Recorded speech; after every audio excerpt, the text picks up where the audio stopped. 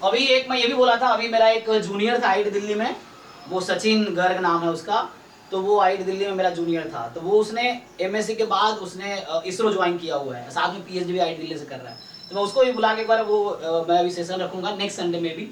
तो उसने just MSc mathematics के डिग्री पे इसरो ज्वाइन किया था, मुझे लगता है शायद गेट के थ्रू या उनका अपना एक एंट्रेंस होता है इसरो का, जिसके थ्रू उसने इसरो ज्वाइन किया एज ए साइंटिस्ट। तो वो भी मैं नेक्स्ट संडे हो सकता है उनके साथ एक सेशन रखूंगा, तो उसमें बच्चे जान पाएंगे, क्योंकि बहुत ज़्यादा अवेयरनेस नहीं है लोगों को कैसे कहाँ जा सकते हैं, तो जो कुछ लोग कर पाए तो उसके थ्रू बच्चे जान पाएंगे, और फिर वो चैनल पे अपलोड कर देंगे तो लोग भी जान पाएंगे कैसे कर सकते हैं इस तरह से। सर जो मतलब कि एक सुनने में आ रहा है ना कि ये जो दुबई ब्रांच जो आईआईटी दिल्ली में शिफ्ट हुआ है ना, मतलब कि नया ब्रांच अभी लॉन्च हुआ है ना, हाँ कैंपस। हाँ दुबई, उसमें मास्टर डिग्री के लिए जेएम के थ्रू पे एडमिशन लेंगे शायद, मतलब कि श्योर नहीं हूँ। तो नेक्स्ट ईयर से होगा। एक और कोई नया नया अभी विदेशों में अलग अलग ब्रांचेस खुल रहे हैं आईआईटीज के, मद्रास के थ्रू आई थिंक कहाँ लॉन्च किया उन्होंने, कौन से जेड से नाम है, जापान में। हाँ वो कुछ जेड से नाम है जगह का, तो तो वहां भी जा सकते हैं। अब आजकल जैसे मान लो वो लोग, अब ये इंटरनेशनल हो रहा है, मतलब इस तरह सिस्टम कि आईआईटीज हैं वो विदेशों में अपने इंस्टीट्यूट्स खोल रहे हैं, अभी हो सकता है हार्वर्ड का सेंटर इंडिया में खुल जाए या एमआईटी का सेंटर इंडिया में खुल जाए, ऐसे भी हो सकता है। तो जैसे पहले इकोनॉमी खुली है ना, कोई आदमी कहीं का आदमी कहीं बिजनेस कर सकता है दूसरे देश में, तो वैसे अब ये भी सिस्टम शुरू हो रहा है, तो अच्छा ही है।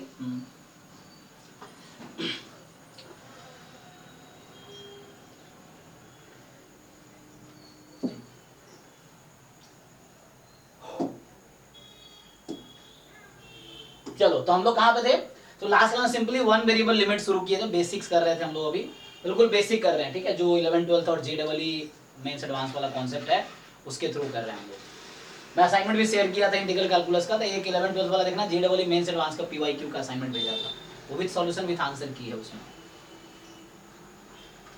चलो अभी थोड़ा आगे कंटिन्यू करते हैं। लिमिट्स हमने लास्ट क्लास डिफाइन किया था, कुछ क्वेश्चंस भी किए थे वन वेरिएबल के, अभी थोड़े आगे बढ़ते हैं, कॉन्टिन्यूटी एंड डिफरेंशिएबिलिटी का डिफाइन करते हैं, function of one real variable. देखो ये सब वही टॉपिक है जो ये फंक्शन ऑफ वन वेरिएबल वाला है ना, ये बिल्कुल सेम ही टॉपिक है जो आपने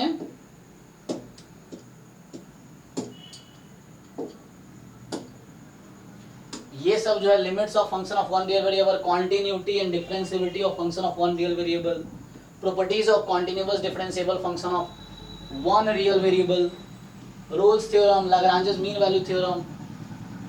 so ये सब जो चीजें हैं ये वही 11 12 और आईआईटी जेईई मेंस एडवांस वाला जो टॉपिक्स है वही है यहाँ पे, बस आपको वही करना है, थोड़ा डिफिकल्टी लेवल बढ़ जाएगी, बस है वही चीज। फिर एक बार रिवाइज कर लेते हम लोग बेसिक से। चलो तो हमने लास्ट क्लास में देखा था लिमिट्स।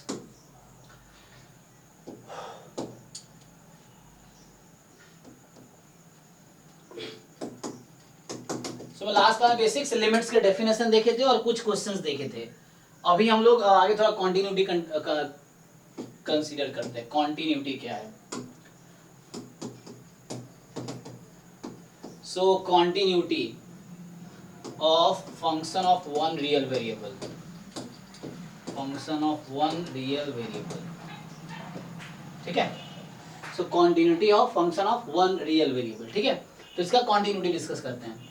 तो आप लोग ऑलरेडी जानते ही हैं कि पहले हम लोग continuity at a point discuss करेंगे, फिर कॉन्टिन्यूटी ऑन अ सेट। तो मेनली क्या है कि जस्ट रिवाइज कर लेते हैं, आइडिया तो है ही सभी लोगों को इसका। तो जैसे मान लो आप, है ना, मैं कॉन्टिन्यूटी एट अ पॉइंट अगर डिफाइन करूं, तो आपने ये देखा था यहाँ पे लिमिट में, हमने एक देखा था रिजल्ट कि किसी पॉइंट पे लिमिट तब एग्जिस्ट करेगी जब left hand limit right hand limit equal हो, है ना। So limit x tends to a fx, है ना, ये हमने देखा था, this exist if and only if limit x tends to a minus fx is equal to limit x tends to a plus fx। So a minus का मतलब है कि x की वैल्यू a के लेफ्ट में है, तो left hand limit at a, और a प्लस का मतलब है right hand limit at a, ठीक है। तो इस तरीके से अब continuity of function of one real variable, तो अब इसमें क्या डिस्कस करना है आपको कि कोई फंक्शन किसी पॉइंट पे कॉन्टिन्यूअस कब होगा। तो ये सब आपने बहुत लोअर क्लास में पढ़ा है। सो कोई फंक्शन है और फंक्शन f मान लीजिए फ्रॉम d टू r, है ना। सो d फॉर डोमेन, ठीक है, तो d is domain R is continuous at a point x is equal to c और this c belongs to the domain. तो हम है ना किसी पॉइंट पे अगर कंटिन्यूटी की बात करें तो डोमेन का पॉइंट होगा, उस पर डिफाइन कर रहे हैं। इफ एंड ओनली इफ, सो बताइए आप लोग, कोई फंक्शन किसी पॉइंट पे कॉन्टिन्यूअस कब होगा, पॉइंट ए पे कब कॉन्टिन्यूअस होगा, किस कंडीशन में, क्या डेफिनेशन है? Limit x tends to c fx बराबर fc हो जाए, है ना। तो सिंपल है कि फंक्शन की लिमिट और फंक्शन की वैल्यू उस पॉइंट पे इक्वल हो। तो आपका क्या है, पहले था ना, तो इसका मतलब ये है कि लिमिट जो है फंक्शन की limit x tends to a fx और f ऑफ a, ये जो है so limit x tends to a fx and fa, ये जो हमारे पास है ये दोनों इक्वल हो। तो ऐसे तो आसान लग रहा है देखने में, लेकिन इसके लिए क्या क्या रिक्वायरमेंट है जी? हाँ, तो इसको एक्सटेंड करेंगे अगर आप थोड़ा सा, तो ये लिमिट कब एग्जिस्ट करेगी, जैसे अब मैं लिखूं पॉइंट्स के, दैट इज पहला पॉइंट है कि फंक्शन डिफाइंड हो ए पे, है ना। सो एफ फंक्शन जो है F X is defined at x is equal to a। तो ये लिखने का मतलब मेरा वही है कि जो, अच्छा c लिखा है मैंने यहाँ पे, तो a बोल दो ना, a पॉइंट पे, तो ये वही मतलब है जो यहाँ लिखा हूं मैं कि x बराबर a बिलोंग्स टू d। तो कोई पॉइंट डोमेन में बिलोंग करने का क्या मतलब है, अगर कोई नंबर, फंक्शन का डोमेन क्या होता है कि x की वो वैल्यूज जहाँ पे फंक्शन डिफाइंड हो। तो कहने का मतलब ये है कि जो पॉइंट a मैं बोल रहा हूँ वो हमारा डोमेन का पॉइंट होगा, है ना। फिर दूसरा था कि this limit should exist, so limit x tends to a fx exist करनी चाहिए। अब क्वेश्चन ये है कि एग्जिस्ट कब करेगी ये, तो ये वाली लिमिट कब एग्जिस्ट करेगी, जब आप जानते हो कि left hand limit is equal to right hand limit. तो यहाँ पे सिंपली कहने का मतलब ये है, जो ऊपर लिखा हुआ था मैंने कि limit x tends to a minus fx is equal to limit x tends to a plus, ठीक है, fx। तो ये लिमिट एग्जिस्ट करेगी अगर ऐसा होगा। एंड तीसरी चीज ये है कि लिमिट की जो वैल्यू है अगर एग्जिस्ट करेगी तो लिमिट आएगी, और फिर ये कंडीशन है कि वो वाली जो लिमिट जो वैल्यू आएगी वो इक्वल होनी चाहिए।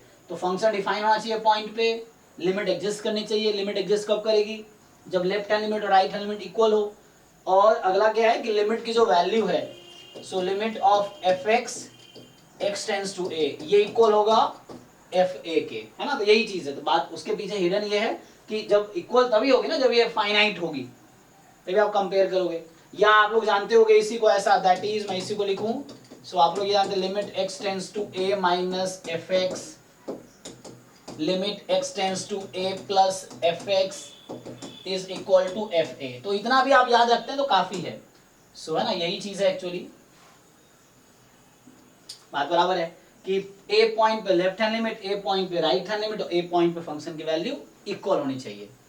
तो डेफिनेशन सिंपल है, left hand limit, right hand limit और फंक्शन की वैल्यू तीनों इक्वल है किसी पॉइंट पे, तो उस पॉइंट पे फंक्शन कॉन्टिन्यूअस होगा। तो ये हो गया कॉन्टिन्यूटी एट अ पॉइंट। ये क्या डिस्कस किया मैंने, कॉन्टिन्यूटी एट अ पॉइंट। अब मैं आपसे पूछूं continuity on a set.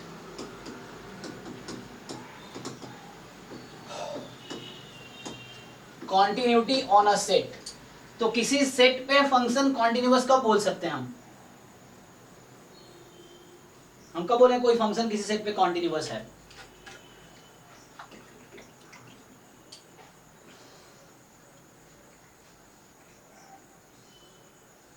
Interval के वो सेट में हर पॉइंट पे वो कंटीन्यूअस हो जाएगा। तो इसका मतलब है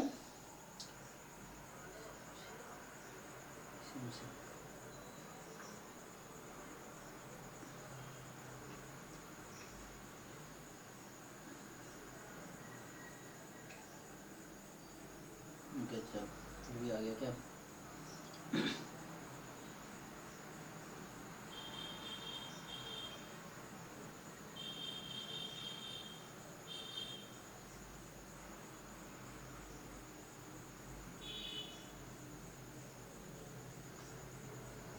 चलो, तो इसका मतलब सही बताया आपने कि हम देखो, हमने अभी बात की एक पॉइंट पे। कई बच्चों को डाउट रहता है, जैसे मैं आपसे पूछूं कि आप जानते हैं मॉड्यूलस फंक्शन कितने पॉइंट पे डिसकंटिन्यूअस है, सब लोग जानते होंगे किस पॉइंट पे डिसकंटिन्यूअस, मॉड एक्स किस पॉइंट पे डिसकंटिन्यूअस है, किसी पॉइंट पे नहीं, किसी पॉइंट पे नहीं, ठीक है। ग्रेटेस्ट इंटीजर फंक्शन किस पॉइंट पे डिसकंटिन्यूअस है, सभी इंटीजर्स पे, है ना। तो जैसे हम बोलेंगे आर पे वो डिसकंटिन्यूअस है क्या, मुझे आर पे कॉन्टिन्यूअस है वो function, greatest integer function is continuous on R, पूरा रियल नंबर नहीं ना। तो मतलब ऐसा क्यों हो रहा है, मैं सिंपल कहना चाहता हूं, मान लो हम बोलेंगे कि greatest integer function is not continuous on real number, क्योंकि कुछ रियल नंबर्स होंगे जहां पे वो डिसकंटिन्यूअस है। हम बोलेंगे mod x is a continuous function on r, मैं ये बोलूंगा कि mod x एक कॉन्टिन्यूअस फंक्शन है रियल नंबर पे। तो कॉन्टिन्यूटी ऑन अ सेट का मतलब ये हो गया कि कोई फंक्शन है, a function f from d to मान लीजिए r है, ठीक है, is continuous on a set, let's say a है, और a सबसेट होना है डोमेन का ना, क्योंकि फिर से मैं कॉन्टिन्यूटी की डोमेन के पॉइंट की बात कर रहा था, तो जो हमारा सेट है वो डोमेन का सबसेट ही होगा, तभी उससे बात करेंगे, या मैक्सिमम डोमेन हो सकता है, क्योंकि आउट ऑफ डोमेन तो नॉट डिफाइन हो जाएगा। डोमेन क्या होता है फंक्शन का, set of all possible values of x की जो भी पॉसिबल वैल्यूज उसका कलेक्शन है जिसपे फंक्शन डिफाइंड है। तो डोमेन से लार्जर सेट लोगे तो कुछ ना कुछ पॉइंट ऐसा आ जाएगा जहां पे वो नॉट डिफाइंड हो जाएगा। तो मतलब हम, क्योंकि हम कंटिन्यूटी उसी पॉइंट पे बात कर रहे हैं जहां पे वो क्या है, डिफाइंड है। सो एक फंक्शन है f d to r, d मतलब domain, so is continuous on a set a subset of d if and only if f is continuous on each point of set A, ठीक है। तो set A के हर point पे वो continuous होना चाहिए। अगर सेट के A के हर पॉइंट पे कॉन्टिन्यूअस तो बोलेंगे उस सेट पे कॉन्टिन्यूअस। एग्जांपल के लिए चलिए कुछ एग्जांपल देख लेते हैं। जैसे मेरे पास एक फंक्शन है fx बराबर mod x, ये मॉड्यूलस फंक्शन है, और दूसरा फंक्शन है fx बराबर greatest integer function of x। सो एक है आपका mod x और दूसरा है greatest integer function of x। तो बताइए mod x, अगर कॉन्टिन्यूटी इसका चेक करो आप, so this is continuous on, so this is continuous on r, इसका डोमेन भी रियल नंबर है, कोई प्रॉब्लम नहीं है, बट इसको क्या बोलेंगे, this is not continuous on, क्या से लिख सकता हूं, कॉन्टिन्यूअस ऑन r। तो इसका मतलब यही बोला हर पॉइंट पे डिसकंटिन्यूअस है, या तो मैं लिख दूं ऐसा कि नॉट कॉन्टिन्यूअस ऑन व्हाट, या डिस्काउंट ऑन जेड लिख दो, काल को भी जेड ही लिख दो, है ना। अब इसको अगर चेक करना है, कुछ लोगों को डाउट है कैसे सर कर रहे हैं, तो पहले सब फंक्शन के बारे में समझना पड़ेगा। तो जैसे किसी पॉइंट ले लो, मान लो मैं mod x की बात करूं, so not continuous on Z बोल दिया मैंने। जैसे एक चेक कर लो, फॉर एग्जांपल जस्ट क्वेश्चन है कि fx बराबर mod x है, आप सिंपली मान लो 0 पे चेक करता हूं मैं, तो x टेंड्स टू 0 fx, हालांकि इसको आप डिफाइन करोगे तो है ना, डिफरेंशिएबिलिटी में इससे ज्यादा यूज है, अभी कंटिन्यूटी तो इजी है। तो ये होगा x जब x more than equal to 0 है, और माइनस x जब x आपका लेस देन 0, ये mod x की डेफिनेशन है। अब x टेंड्स टू आप 0 निकालो, तो आप लेफ्ट हैंड लिमिट लो चाहे राइट हैंड लिमिट लो, आंसर 0 ही आना है ना। अगर तुम लेफ्ट हैंड लिमिट निकाल दी मान लो, so limit x tends to 0 minus, x की वैल्यू 0 से कम है, तो 0 से कम है तो ये माइनस x और ये 0 हो जाएगा। Limit x tends to 0 plus fx, so limit x tends to 0 plus fx की वैल्यू x है तो ये भी 0 आ जाएगी। और अगर आपसे पूछे f ऑफ 0 तो 0 है, तो इसका कहने का मतलब क्या हुआ यहाँ से, तो यहाँ से आपने देखा since limit x tends to 0 minus fx is equal to limit x tends to 0 plus fx बराबर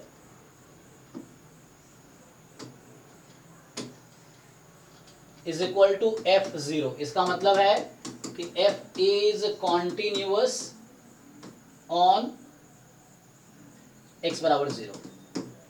on I think on set पे होगा, एट ना, continuity at a point, continuity at continuous at X equal to 0, ठीक है ना। सो मतलब जैसे एक वेरिफिकेशन के लिए। अब यही चीज दूसरा क्वेश्चन अगर मैं देखूं, सो अगर आप एफ एक्स बराबर ले रहे हो greatest integer function, so greatest integer function का डेफिनेशन क्या है कि greatest integer less than equal to X. X अगर इंटीजर है तो सेम आंसर आएगी, इंटीजर नहीं है तो उससे जस्ट छोटा इंटीजर आंसर होगा। इसी का दूसरा नाम है ग्रेटेस्ट इंटीजर फंक्शन का, एक दूसरा नाम क्या होता है, फ्लोट फंक्शन। एक सीलिंग फंक्शन होता है, फ्लोट फंक्शन होता है। सो ये फ्लोट फंक्शन, फ्लोट फंक्शन बोलने का मतलब ये है कि वैल्यू अगर 0.5 है तो ऊपर 1 है इसके और इसके नीचे 0 है, तो आंसर क्या आएगा, 0 आएगा। इसको फ्लोट फंक्शन बोलते हैं, है ना। 0.9 भी है तो 0.9 के ऊपर इंटीजर 1 है, उसके नीचे इंटीजर 0 है, तो आंसर क्या आता है ग्रेटेस्ट फंक्शन में, 0 आता है। तो इसलिए इसका नाम फ्लोट फंक्शन भी बोलते हैं। सो एफ एक्स बराबर आपके पास है ग्रेटेस्ट, है ना, greatest function of x.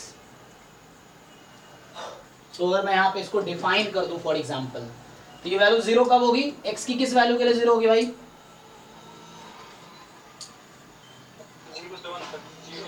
Including 0, है ना। फिर -1 when x is more than equal less than 0, ऊपर चलता रहेगा ऐसे ही 1, इस तरीके से आएगा, ठीक है। सो अभी अगर मैं बात करूं आपसे limit x tends to 0 minus F X, अब आप ये फंक्शन देख के बताओ x tends to 0 minus F X क्या आएगा, -1। सब लोग कन्विंस्ड है। ये आप याद होगा सीडीएफ में हम यूज करते हैं ना, left hand limit at this point, तो यहाँ 0 पे लेफ्ट हैंड लिमिट देखना आपको। तो x की वैल्यू 0 से थोड़ी कम है, तो जब x की वैल्यू 0 से थोड़ी कम है तो वैल्यू -1 है, तो ये आपका -1 है। Limit F x x tends to 0 plus, so x की वैल्यू 0 से थोड़ी ज्यादा है, 0.00001 लाइक दिस, तो ये आपकी यहाँ देख लेंगे थोड़ा ज्यादा है तो 0 रहेगी। और f at 0, so f at 0 कितना आ गया, 0 आ गया। तो इसका मतलब ये हो गया, क्या ये कॉन्टिन्यूअस फंक्शन होगा, तो ये दोनों left hand limit right hand limit equal ही नहीं है, तो in fact limit does not exist at 0, है ना। इस फंक्शन की लिमिट एग्जिस्ट नहीं कर रही है 0 पे, है ना। इस फंक्शन की जो लिमिट है वो 0 पे एग्जिस्ट नहीं कर रही है। इसका मतलब ये हुआ, ये भी बोल सकते हो आप कि ये जो लिमिट है ना x tends to 0 at f x does not exist, so does not exist, limit exist नहीं की। क्यों नहीं एग्जिस्ट की, left hand limit right hand limit different आ गया, तो लिमिट एग्जिस्ट नहीं कर रही है इसकी 0 पे, तो कॉन्टिन्यूटी होने का लिमिट एग्जिस्ट करना जरूरी है, तो कॉन्टिन्यूअस नहीं हो सकता। तो इसका मतलब ये हुआ कि देयरफॉर, या ऐसे लिख सकते हैं since this, therefore F is not continuous at x is equal to 0. In fact, है ना, this function is not continuous at every integer point. So point of discontinuity क्या है, जैसे मान लो इस पे अगर क्वेश्चंस लिखूं मैं, जैसे एग्जाम्स में जो आए हुए क्वेश्चंस है तुम देखोगे तो इस तरह से पूछते हैं वो, कि जैसे मैं अगर एक क्वेश्चन बना के लिखूं अगर आपको, कि कहीं इस तरह बना देगा f(x) बराबर mod x है, दिस इज द पॉइंट, या ऐसा बोल देगा द पॉइंट ऑफ डिसकॉन्टिन्यूटी। सो मान लो एफ इस तरह से है, मैं अपने तरफ से दिख रहा हूँ। So the point of discontinuity of this function is option A empty set, option B countably infinite set, मान लो option C uncountably infinite set, और ऑप्शन डी फाइनाइट सेट। क्या करेक्ट आंसर होगा इसका, एमएसक्यू है, more than one answer correct हो सकता है।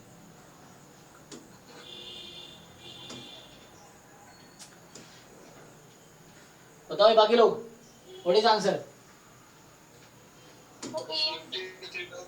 हाँ ठीक है ना। सो सो ये सिंपल है, कई बार ऐसे क्वेश्चन मिल जाएगा तुम्हें कहीं कहीं, तो बस समझने के लिए आसान क्वेश्चन है हालांकि। अब इसको एफ एक्स हटा के अगर मैं लिख दूं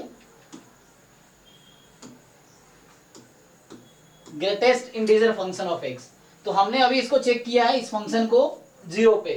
अगर आप किसी भी इंटीजर पॉइंट पे चेक करोगे तो ये डिसकंटिन्यूअस आएगा, लेकिन नॉन इंटीजर पॉइंट पे ये कॉन्टिन्यूअस है। मतलब अगर आप 0.5 पे चेक करो तो ये कॉन्टिन्यूअस है ना, इस तरह से 3.5 पे चेक करो तो कॉन्टिन्यूअस है। तो नॉन इंटीजर पॉइंट पे ये कॉन्टिन्यूअस फंक्शन है, सिर्फ इंटीजर पॉइंट पे डिसकंटिन्यूअस है। तो ये सिंपल है क्योंकि मॉड एक्स कहीं भी डिसकंटिन्यूअस नहीं है ना, it is continuous everywhere, all real number पे कॉन्टिन्यूअस है। तो इसका मतलब ये हुआ कि पॉइंट ऑफ डिसकंटिन्यूटी इसकी ये है। और इसका क्या आंसर है?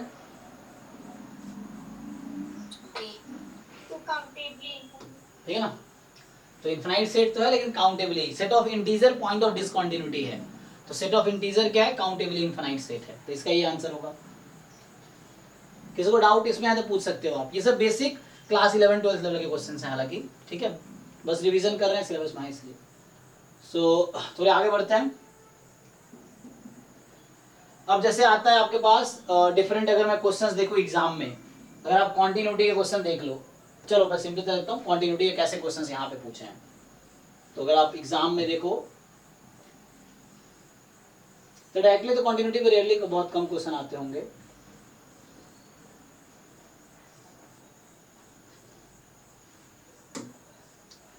अच्छा, एक दो क्वेश्चन और कराया था फिर पीवाईक्यू पे आते हैं। देखो जैसे मैं नेक्स्ट क्वेश्चन पूछूं आपसे, हो जाएगा ना, कॉन्टिन्यूटी बहुत ज्यादा उतना है नहीं, मैं डिफरेंशिएबिलिटी डिस्कस करता हूँ, देख लेते हैं फिर आते हैं इस पे। तो कॉन्टिन्यूटी कॉन्टिन्यूअस, अच्छा ये तो अब एक्चुअली 2 वेरिएबल के फंक्शंस आगे हम करेंगे। सो जैसे 1 वेरिएबल में कॉन्टिन्यूटी पूछा है कहीं पे तो कॉन्टिन्यूअस रैंडम वेरिएबल आ जाएगा। तो ऐसे तो बहुत दिक्कत है।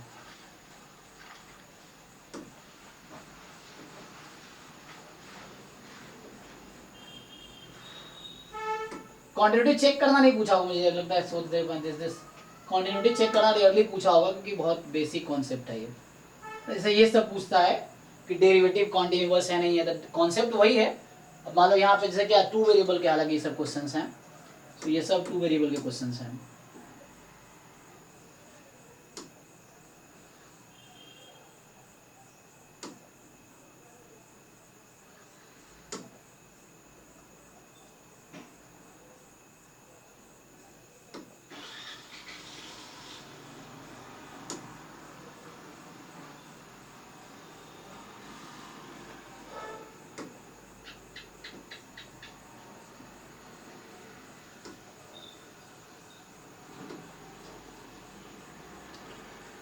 चलो तो ये 1 वेरिएबल का क्वेश्चन है, आइए इसको ट्राई करते हैं।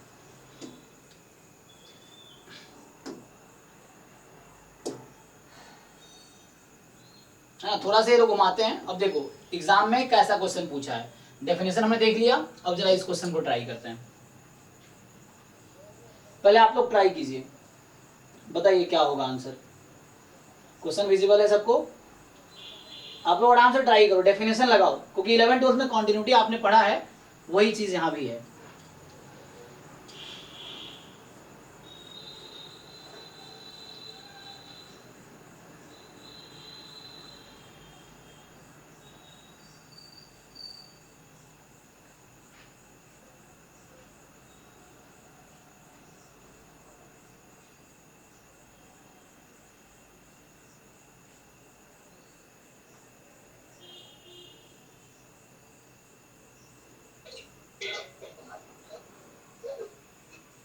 क्या होगा? ए सर बी ऑप्शन सही है और डी ऑप्शन सही है, सी और डी। ठीक है, एमएसक्यू है ये। तो कुछ लोग बी और डी कह रहे हैं, बाकी लोग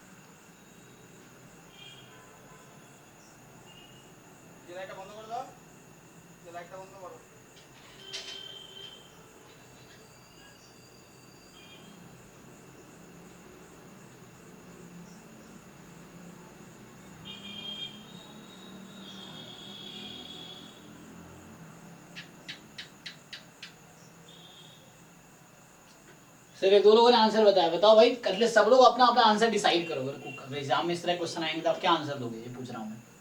so what is your answer?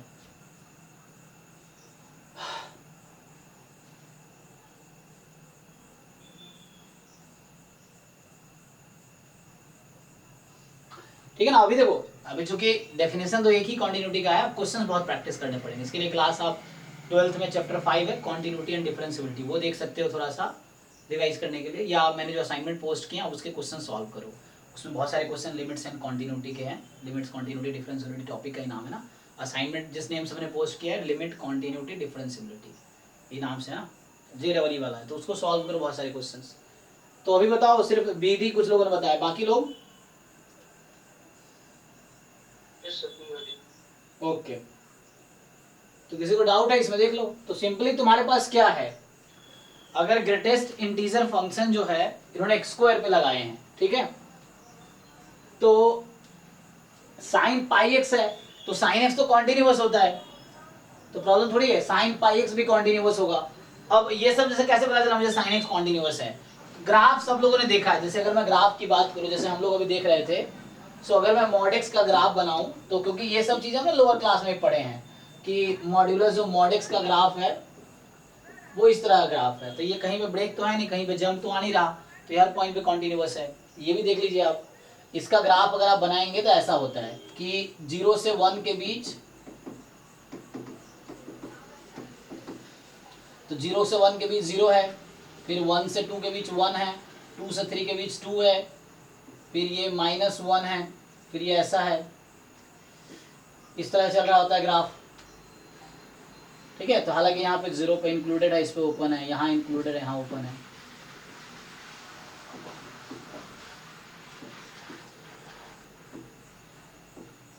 पर चेक कर लीजिए, तो यहाँ पे क्या हो रहा है, आप क्या देख रहे हैं, अगर आप ग्राफ इधर देखेंगे आप, तो ये स्टेयर्स टाइप का, इसको क्या बोलते हैं, स्टेप फंक्शन ना, piecewise constant function, so step function है ये। सो ये स्टेप फंक्शन है, और जिस जिस पॉइंट पे जंप है उस पॉइंट पे फंक्शन डिसकंटिन्यूअस है। और ये सब चीजें हमारे काम का है, क्योंकि यही चीज हम देखते हैं जब सीडीएफ का ग्राफ बनाते थे वहां पे प्रोबेबिलिटी में। तो सीडीएफ का जो सीडीएफ है, जिस जिस पॉइंट पे जंप है, मतलब जिस पॉइंट पे डिसकंटिन्यूअस है उस पॉइंट पे मास होता है ना, तो वो डिस्क्रीट या मिक्स्ड का सीडीएफ होगा। कॉन्टिन्यूअस रैंडम वेरिएबल हमेशा एक कॉन्टिन्यूअस फंक्शन होता है, तो उसमें कोई जंप नहीं होगा। तो इस तरह कॉन्सेप्ट में कॉन्टिन्यूटी वहां भी यूज हो रहा है। ठीक है, तो ये है। तो वैसे अगर आप ग्राफ बनाओ, साइन एक्स का ग्राफ अलग से बनाने की जरूरत तो है नहीं मुझे, तो साइन एक्स का ग्राफ उस तरह से आप बना सकते हो। तो साइन पाई एक्स, मतलब हम सिर्फ जानते हैं कि this is a continuous function on R. अब ये भी कॉन्टिन्यूअस है, लेकिन इसकी वजह से देखो, अब ये जो है तुम्हारे पास एक्स स्क्वायर, तो ये किस किस पॉइंट पे डिसकंटिन्यूअस होगा? क्या एक्स स्क्वायर होने से कोई फर्क पड़ेगा? जैसे हमने देखा था कि ये जो फंक्शन है इसका पॉइंट ऑफ डिसकंटिन्यूटी क्या है? At every integer. तो यहाँ पे क्या कोई फर्क पड़ेगा? यहाँ पे नहीं पड़ेगा, क्योंकि अगर एक्स स्क्वायर इंटीजर है तो एक्स इंटीजर होगा, इफ एंड ओनली इफ है। X square is integer if and only if x is integer. ये और कोई, लेकिन एक्स स्क्वायर पॉजिटिव रहेगा हालांकि, तो एक्स स्क्वायर पॉजिटिव रहेगा, कोई प्रॉब्लम नहीं है। आप अगर 2 की लेफ्ट हैंड लिमिट निकालेंगे यहाँ पे, तो 2 की लेफ्ट हैंड लिमिट चेक करो क्या होगी। अगर इसको आप 2 की लेफ्ट हैंड लिमिट यहाँ पे चेक करो, मैं ये कहना चाह रहा हूँ, देखो ध्यान से, जैसे इन्होंने कहा ना, मैं डेफिनेशन से ही करता हूँ, हालांकि आंसर पता है आप लोगों को, डेफिनेशन से करके देखो। अगर आपसे पूछा जाए limit x tends to 2 minus fx, क्या आएगी? So limit x tends to 2 minus fx आपका है cos pi x plus greatest integer function of X square, ये है ना, ये आपका फंक्शन है। तो x को 2 रख दीजिए यहाँ पे, तो इसमें क्या होगा, 2 पाई, cos 2 पाई कितना होता है? cos 2 पाई, cos 0 1, तो cos 2 पाई 1 प्लस, अब ये एक्स स्क्वायर है तो कोई बात नहीं, एक्स की लिमिट 2 माइनस 2 से थोड़ी कम है, तो एक्स की लिमिट 2 से थोड़ी कम होगी तो एक्स स्क्वायर क्या होगी? अगर मान लो वैल्यू सपोज आपके पास है 1.99999, स्क्वायर करके देखो क्या आएगा, 4 से थोड़ी कम आएगी, तो 4 से थोड़ी सी कम आएगी, तो इसकी वैल्यू कितनी हो जाएगी फिर? 3। तो ये 4 आ गया आपका, ये लेफ्ट हैंड लिमिट आ गई। राइट हैंड लिमिट मैं डेफिनेशन लगा रहा हूँ, हमने पढ़ा है कि किसी पॉइंट पे कॉन्टिन्यूअस होने के लिए left hand limit right hand limit function की वैल्यू इक्वल हो। तो limit x tends to 2 plus fx, so limit x tends to 2 plus cos pi x plus this square, है ना। तो यहाँ तो ये तो चूंकि कोई प्रॉब्लम है नहीं इसको, इससे तो x को 2 रख दो, फिर cos 2 पाई 1 हो गया प्लस, अब यहाँ x 2 से थोड़ा ज्यादा है ना, जैसे 2.01 टाइप का होगा, 2.001 टाइप का कुछ ऐसा नंबर, 2 से स्लाइटली ज्यादा है, तो जब आप स्क्वायर करेंगे तो x स्क्वायर की वैल्यू क्या आएगी?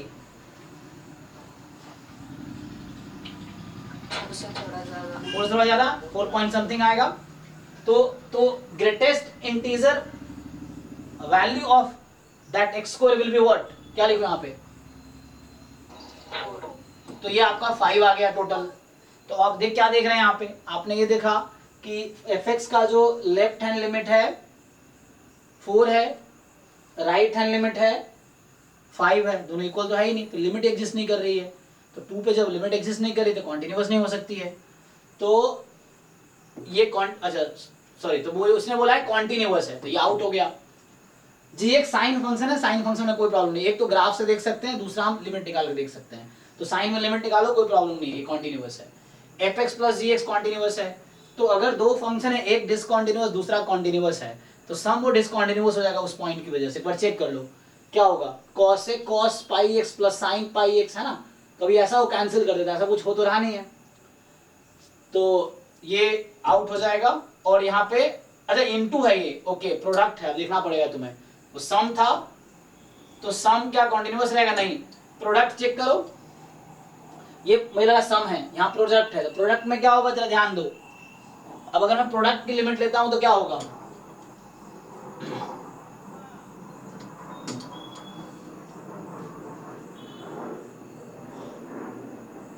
तुम ये बताओ, ध्यान से देखो, ध्यान से।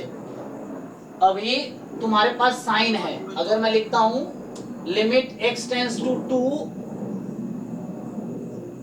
ध्यान दो एक बार, gx 2 माइनस कितना होगा, और limit x tends to 2 plus gx कितना होगा, gx जी तुम्हारा साइन पाई x है, तो साइन 2 पाई हो जाएगा दोनों केस में, तो 0 0, और g ऑफ 2 निकालोगे तब भी वो 0 रहेगी, है ना। यहाँ पे तुम अगर f ऑफ 2 निकालते तो वही आता 1 प्लस, और 4 का वैल्यू 4 हो जाएगा तो 5 ही आता। तो अब देखो, तो यहाँ पे f g कॉन्टिन्यूअस है, कोई प्रॉब्लम नहीं है, g कॉन्टिन्यूअस है। अब f इंटू जी की बात करनी है, जब आप f इंटू जी करोगे तो देखो एक minute, limit x tends to 2 minus fx into ji x, तो होगा क्या, अब ध्यान दो एक मिनट, fx की लिमिट 2 माइनस पे कितनी आई थी, 4 रहेगी, और gx की लिमिट कितनी है 0, तो 4 इंटू 0 कितनी हो जाएगी, 0 ही हो जाएगी। ऐसे ही limit x tends to 2 plus fx into ji x, तो फिर से fx की लिमिट तो 5 है, कोई प्रॉब्लम नहीं है, gx की लिमिट कितनी है, राइट हैंड लिमिट 0, तो एट द एंड आप पुट करोगे तो ये 0 ही हो जाएगी।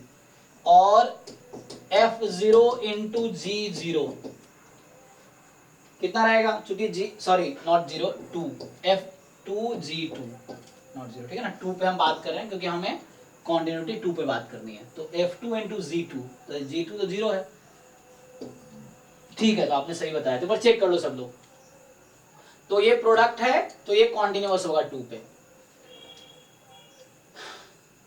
किसी को डाउट है अभी भी इसमें? देखो अब आगे क्या है, कुछ रिजल्ट्स हैं, जैसे कुछ रिजल्ट्स क्या होते हैं कि मान लो कोई दो फंक्शन है ना, जी सर जो जो ग्रेटेस्ट जो फ्लोर फंक्शन है उसके बारे में सर एक बार बताना, जो हमने वो 3 और 4 वैल्यू ली ना इसमें। जी जी जी उसके बारे में। हाँ देखिए, जो ग्रेटेस्ट इंटीजर फंक्शन है, एक जो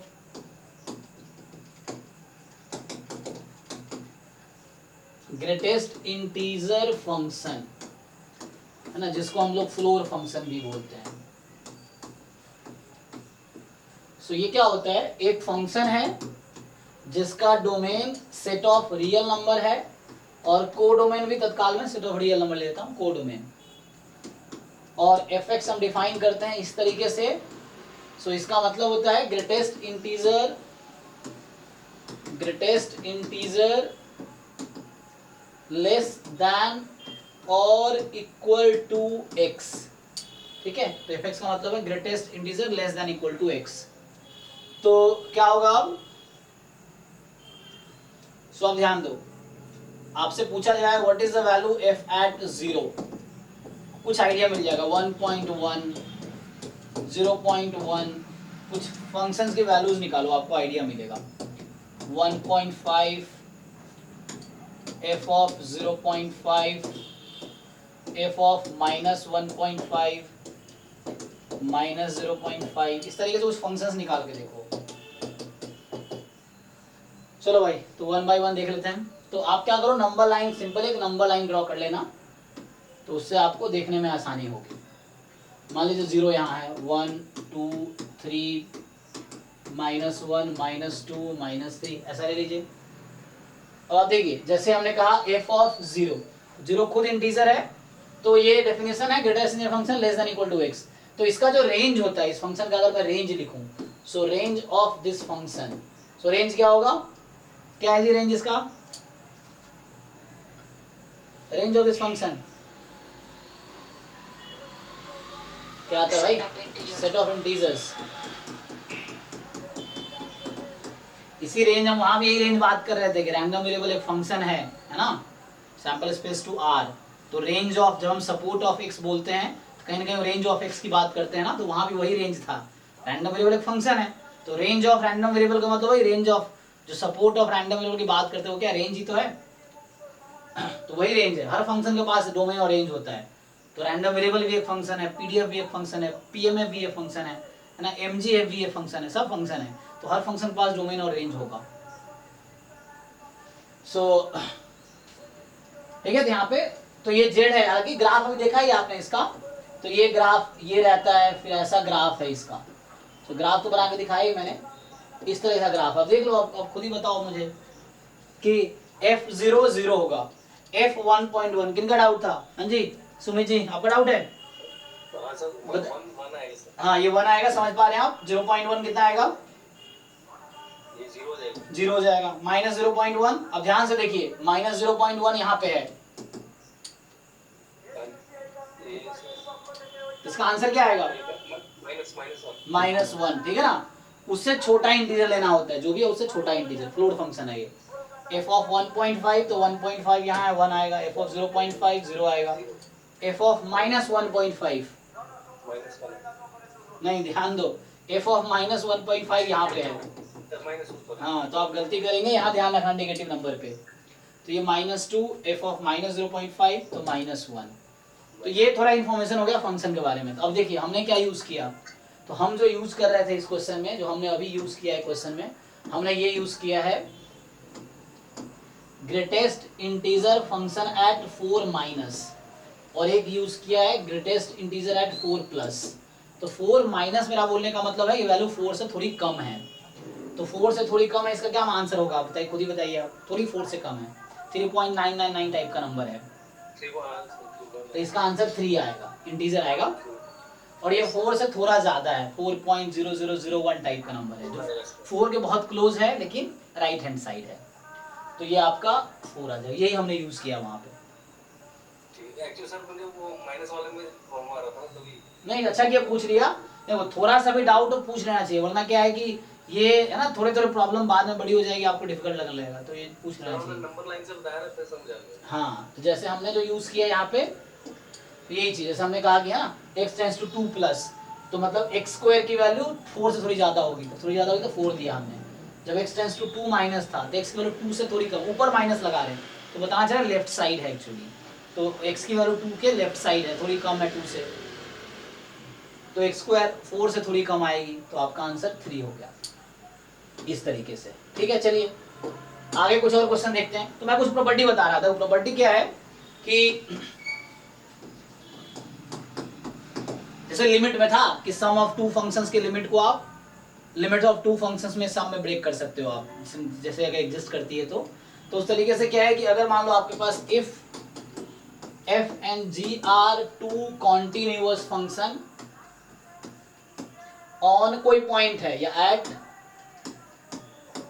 c या a कोई पॉइंट ले लो, मतलब किसी पॉइंट पे दोनों फंक्शन कॉन्टिन्यूअस है, तो लॉजिक सिंपल है यहाँ पे कि f प्लस जी या f माइनस जी, f इंटू जी, f अपॉन जी, बस यहाँ कंडीशन ये होगा कि g should not be zero at that point, क्योंकि फिर वो नॉट डिफाइंड हो जाएगा। तो दीज आर कॉन्टिन्यूअस, ये चीज है। सो ये हो गया प्रॉपर्टीज में। जैसे और देख सकते हैं आपकी like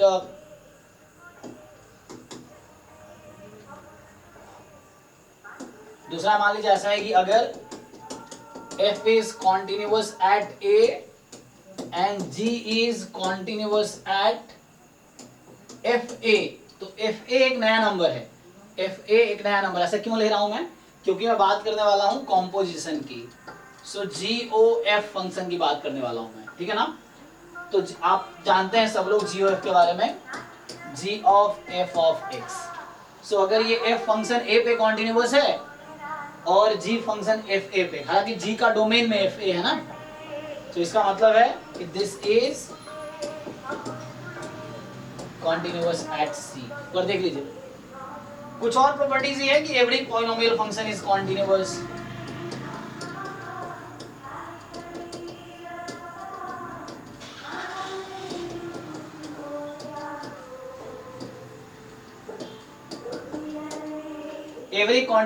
every polynomial function are continuous on R, A is continuous on R।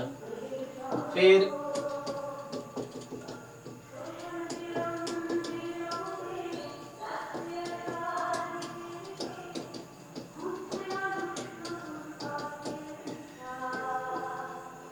क्या हर ट्रिग्नोमेट्रिक फंक्शन R पे कॉन्टिन्यूअस होगा, ऐसा बोलना सही है? नहीं, जैसे tan कॉन्टिन्यूअस नहीं है पाई बाई 2 पे, ऐसे बोलोगे तो आप, लेकिन पाई बाई 2 उसके डोमेन में भी नहीं है ना। क्या पाई बाई 2 tan के डोमेन में है? नहीं है, क्योंकि tan pi by 2 not defined होता है, तो पाई by 2 is not in the domain of tan x actually. sin x का डोमेन पूरा रियल नंबर है, cos x का डोमेन पूरा रियल नंबर है, tan x का डोमेन में पाई बाई 2 नहीं होगा, और इसके जैसा वो एंगल जहाँ पे tan की वैल्यू 0 हो जाती है, नॉट डिफाइंड हो जाती है, तो वो डोमेन में नहीं आएगी। सो इसका मतलब ये है कि every trigonometric function is continuous on which set? Its domain। Her trigonometric function अपने डोमेन पे जरूर कॉन्टिन्यूअस है, tan x भी अपने डोमेन पे कॉन्टिन्यूअस है, ठीक है, tan x अपने डोमेन पे कॉन्टिन्यूअस है, पाई बाई 2 उसका डोमेन में है ही नहीं। तो इस तरीके से हर फंक्शन हर ट्रिग्नोमेट्रिक फंक्शन अपने डोमेन पे कॉन्टिन्यूअस है। ये कुछ प्रॉपर्टीज है बेसिक्स जो आप ऑलरेडी जानते होंगे। सो चलो आगे बढ़ते हैं थोड़ा सा। सर वन में जो प्रॉपर्टी है उसमें sin x by cos x tan x वगैरह नहीं, हमने फिर वहां पे ये कहा है कि g शुड नॉट भी, मुझे लिखना पड़ेगा यहाँ पे, मैंने अभी बोला था, ये लिखा नहीं है कि ये जो g है ना, यहाँ पे कंडीशन होता है इसके लिए कि gx शुड नॉट बी 0। तो जैसे sin x upon cos x tan ले लिया ना मैंने, तो sin तो आपका cos पाई बाई 2 कितना होता है? 0। तो यहाँ पे रेस्ट्रिक्शन है, जो मैं लिखा नहीं, बोला था कि f अपॉन जी जब भी आप डिफाइन करते हैं तो डिनोमिनेटर को नॉन जीरो होना पड़ेगा, तो उस पॉइंट पे आप बात कर पाएंगे। तो यहाँ पे हम लोग जैसे sin x और cos x मान लीजिए पाई बाई 2 पे कॉन्टिन्यूअस है obviously, sin x and cos x both are continuous at x बराबर pi by 2, but sin x upon cos x is not continuous at x बराबर पाई बाई 2। व्हाई? बिकॉज जो denominator वो 0 हो जाएगा, तो function defined ही नहीं है उस पॉइंट, वो डोमेन में है ही नहीं।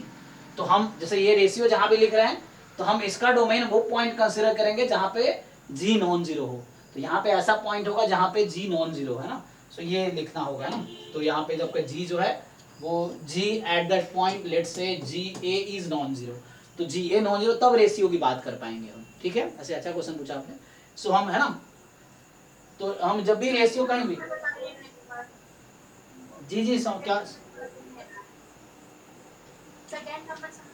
सेकेंड नंबर समझ नहीं आया। देखिए सेकेंड नंबर है f एक कॉन्टिन्यूअस फंक्शन पॉइंट A पे है और g कॉन्टिन्यूअस FA पे है, तो जो कॉम्पोजिशन है इसको बोलते हैं कॉम्पोजिशन ऑफ फंक्शन। कॉम्पोजिशन क्या होता है देखिए, तो एक्चुअली क्या है ना, देखिए आप ध्यान दें, g के डोमेन में fx है, तो जो fx की वैल्यू आएगी वो g के डोमेन में चला जाएगा। जैसे एग्जांपल आपको मैं अगर इस फंक्शन के बारे में बताऊं तो जैसे क्या होता है कि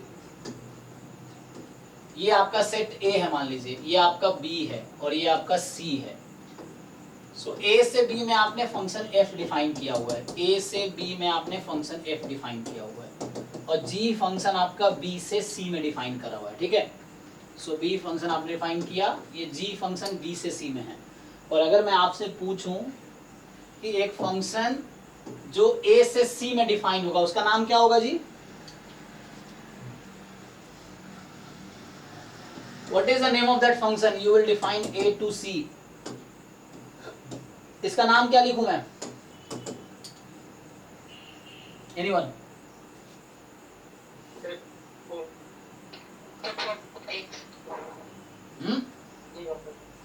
FOG या GOF? मैं पूछना चाह रहा हूँ FOG या GOF? O मतलब कॉम्पोजिशन, नॉट प्रोडक्ट। तो यहाँ बच्चों को अक्सर कंफ्यूजन होता है, ध्यान दो। जैसे क्या होगा, तुम अगर FOG लिखोगे ना, सो FOG अगर तुमने लिख दिया मान लो, सो F of G of X, तो X G के डोमेन में होना चाहिए। तुम यहाँ से स्टार्ट कर रहे हो तो G का डोमेन A तो है ही नहीं ना।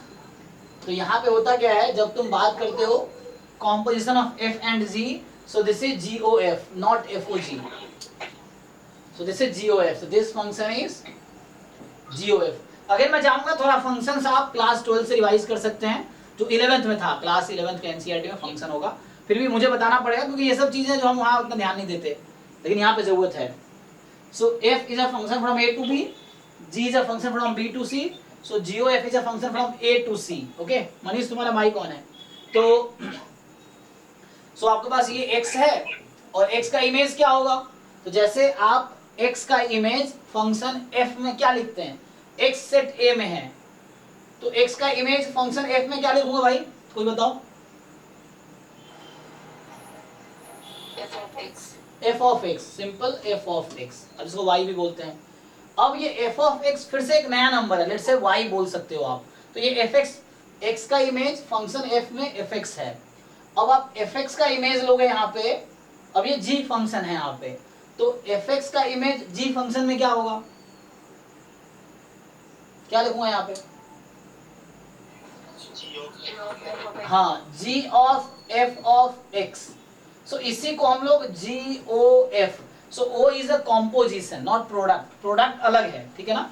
जैसे प्रोडक्ट हम लोग ऐसे डिफाइन करते हैं f into G of x, तो इसका मीनिंग होता है fx इंटू gx, और अभी जो मैं लिख रहा हूँ वो है FOG of x। So O means it is a notation for composition. Composition में क्या हो रहा है कि एक फंक्शन के अंदर दूसरा फंक्शन है एक्चुअली।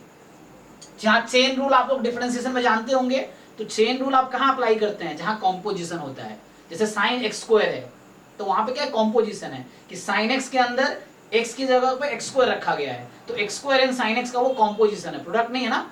इस तरह से साइन x स्क्वायर है तो जहाँ पे अब चेन रूल आप जानते होंगे डिफरेंशिएशन में, चेन रूल कहाँ यूज होता है, कॉम्पोजिशन में। जैसे मैं आपको याद दिलाने के लिए बता दूं, जैसे आप लोग अगर डिफरेंशिएट करेंगे इसको, यहाँ मेरा GOF है हालांकि, सो मैं GOF का अगर डिफरेंशिएशन करता हूँ तो क्या होगा इसका डिफरेंशिएशन, तो इसका मतलब है d upon dx of g of f of x, ये चीज है। सो इसी को चेन रूल बोलते हैं ना हम लोग। बताइए इसका डिफरेंशिएशन क्या होगा g of f of x का, कोई भी? हाँ, तो ये आपका होगा, पहले आप क्या करते हैं, g का डिफरेंशिएशन fx के रेस्पेक्ट में, तो वही चीज मैंने यहाँ भी लिखा है, देखिए आप this function g should be continuous fx के रेस्पेक्ट में, क्योंकि g फंक्शन का जो डोमेन है ना वो fx का रेंज है। आप यहां भी नोटिस कर सकते हैं, जो g फंक्शन का डोमेन है वो f फंक्शन का रेंज होगा, ऑब्वियसली रेंज का पार्ट होगा, है ना, इस तरह से, या सब पार्ट ऑफ द रेंज होगा इस तरीके से। तो वो उस पॉइंट पे, तो जैसे यहाँ पे अगर मैं यहाँ पे जैसे बोला था ना, यहाँ पे c है मान लीजिए, तो ये होगा fc, और ये यहाँ जाके बन जाएगा g of f of c, मतलब g o f at c। तो मैंने इसलिए लिखा था कि फंक्शन f को c पे कॉन्टिन्यूअस होना पड़ेगा, क्योंकि f के डोमेन में c है और g के डोमेन में c नहीं है, अभी g के डोमेन में fc है। फंक्शन जो fc की नई वैल्यू आएगी मान लीजिए, वो जो वैल्यू है वो g का डोमेन है एक्चुअली, ठीक है। तो g का डोमेन fc है, यहाँ g कर देना, तब देखना g का जो डोमेन है वो f का रेंज है। b सेट क्या है, a का कहीं रेंज होगा तो g का डोमेन होगा। सो इस तरीके वही वहां पे हो रहा है एक्चुअली। तो सेम यहाँ पे ये चेन रूल हम लगाते हैं कॉम्पोजिशन के केस में। सो पहले आप क्या करते हैं, g का डिफरेंशिएशन किया fx के रेस्पेक्ट में, अभी क्या हुआ है, g का डिफरेंशिएशन fx के रेस्पेक्ट में इनटू, अब आप f का डिफरेंशिएशन करते हो x के रेस्पेक्ट में। ये होता है जैसे साइन एक्स स्क्वायर मैंने बोल दिया था, तो जो साइन एक्स स्क्वायर जैसे फंक्शन है तो वो क्या है, कॉम्पोजिशन है। जैसे जो साइन एक्स स्क्वायर हमारा फंक्शन, जैसे मान लीजिए आपसे अगर पूछ लिया जाए, चलो जैसे अगर मैं पूछ लूं आपसे, जैसे साइन ऑफ एक्स स्क्वायर है, तो एक्स स्क्वायर एक फंक्शन एफ एक्स है और जी आपका यहाँ साइन एक्स है, तो आप देख सकते हैं g of f of x type का है, तो ये एफ एक्स एक्स स्क्वायर है और जी आपका साइन है। तो मैं बोलूंगा कि एक्स स्क्वायर कॉन्टिन्यूअस है 0 पे, या चलो दूसरे एग्जाम्पल लेता हूँ, अगर एक्स स्क्वायर कॉन्टिन्यूअस है 2 पे, तो यहाँ हमें चेक करना पड़ेगा साइन की कंटिन्यूटी किस पॉइंट पे देखनी पड़ेगी इस क्वेश्चन में, 2 पे या 4 पे। साइन मैं बोल रहा हूँ एक्स, ये समझ रहे हो तुम लोग क्या बोल रहा हूँ मैं, अगर मैं बोल रहा हूँ कि मतलब साइन के डोमेन में क्या आएगा, 2 आएगा या 4 आएगा, एक्स स्क्वायर मैंने एक्स को 2 रखा ना, तो यहाँ साइन के डोमेन में 4 होगा ना, 2 स्क्वायर हो जाएगा, तो यही वही यहाँ पे चल रहा है, तो वो 4 क्या है, एफ एक्स था। तो आई थिंक आपको समझ आया होगा। तो जैसे इस तरह से कॉम्पोजिशन है ये फंक्शन का, तो यहाँ जो मैंने लिखा है कॉम्पोजिशन के लिए लिखा है कि फंक्शन पॉइंट ए पे डिफरेंशिएबल सॉरी कॉन्टिन्यूअस है और जी फंक्शन एफ ए पे कॉन्टिन्यूअस है, क्योंकि जी का डोमेन जो है वो एफ का रेंज है, और उस केस में जो जी ओ एफ होगा देन बोलेंगे सी पे कॉन्टिन्यूअस है, क्योंकि अगर आप इसको मैं डिफाइन किया ही देखिए, एक्स जो है इसके डोमेन में है, यहाँ पे जो डोमेन एक्स है ये जी ओ एफ का डोमेन हो गया, तो वही चीज है। तो क्लियर हुआ कि नहीं, कितना डाउट था ये, is it fine? Yes sir. Okay, so simply आपको ऐसे देखना है। चलिए जैसे अब मैं क्वेश्चन मुझे याद आ गया, इस तरह क्वेश्चंस पूछे भी गए हैं एग्जाम में, है ना, जैसे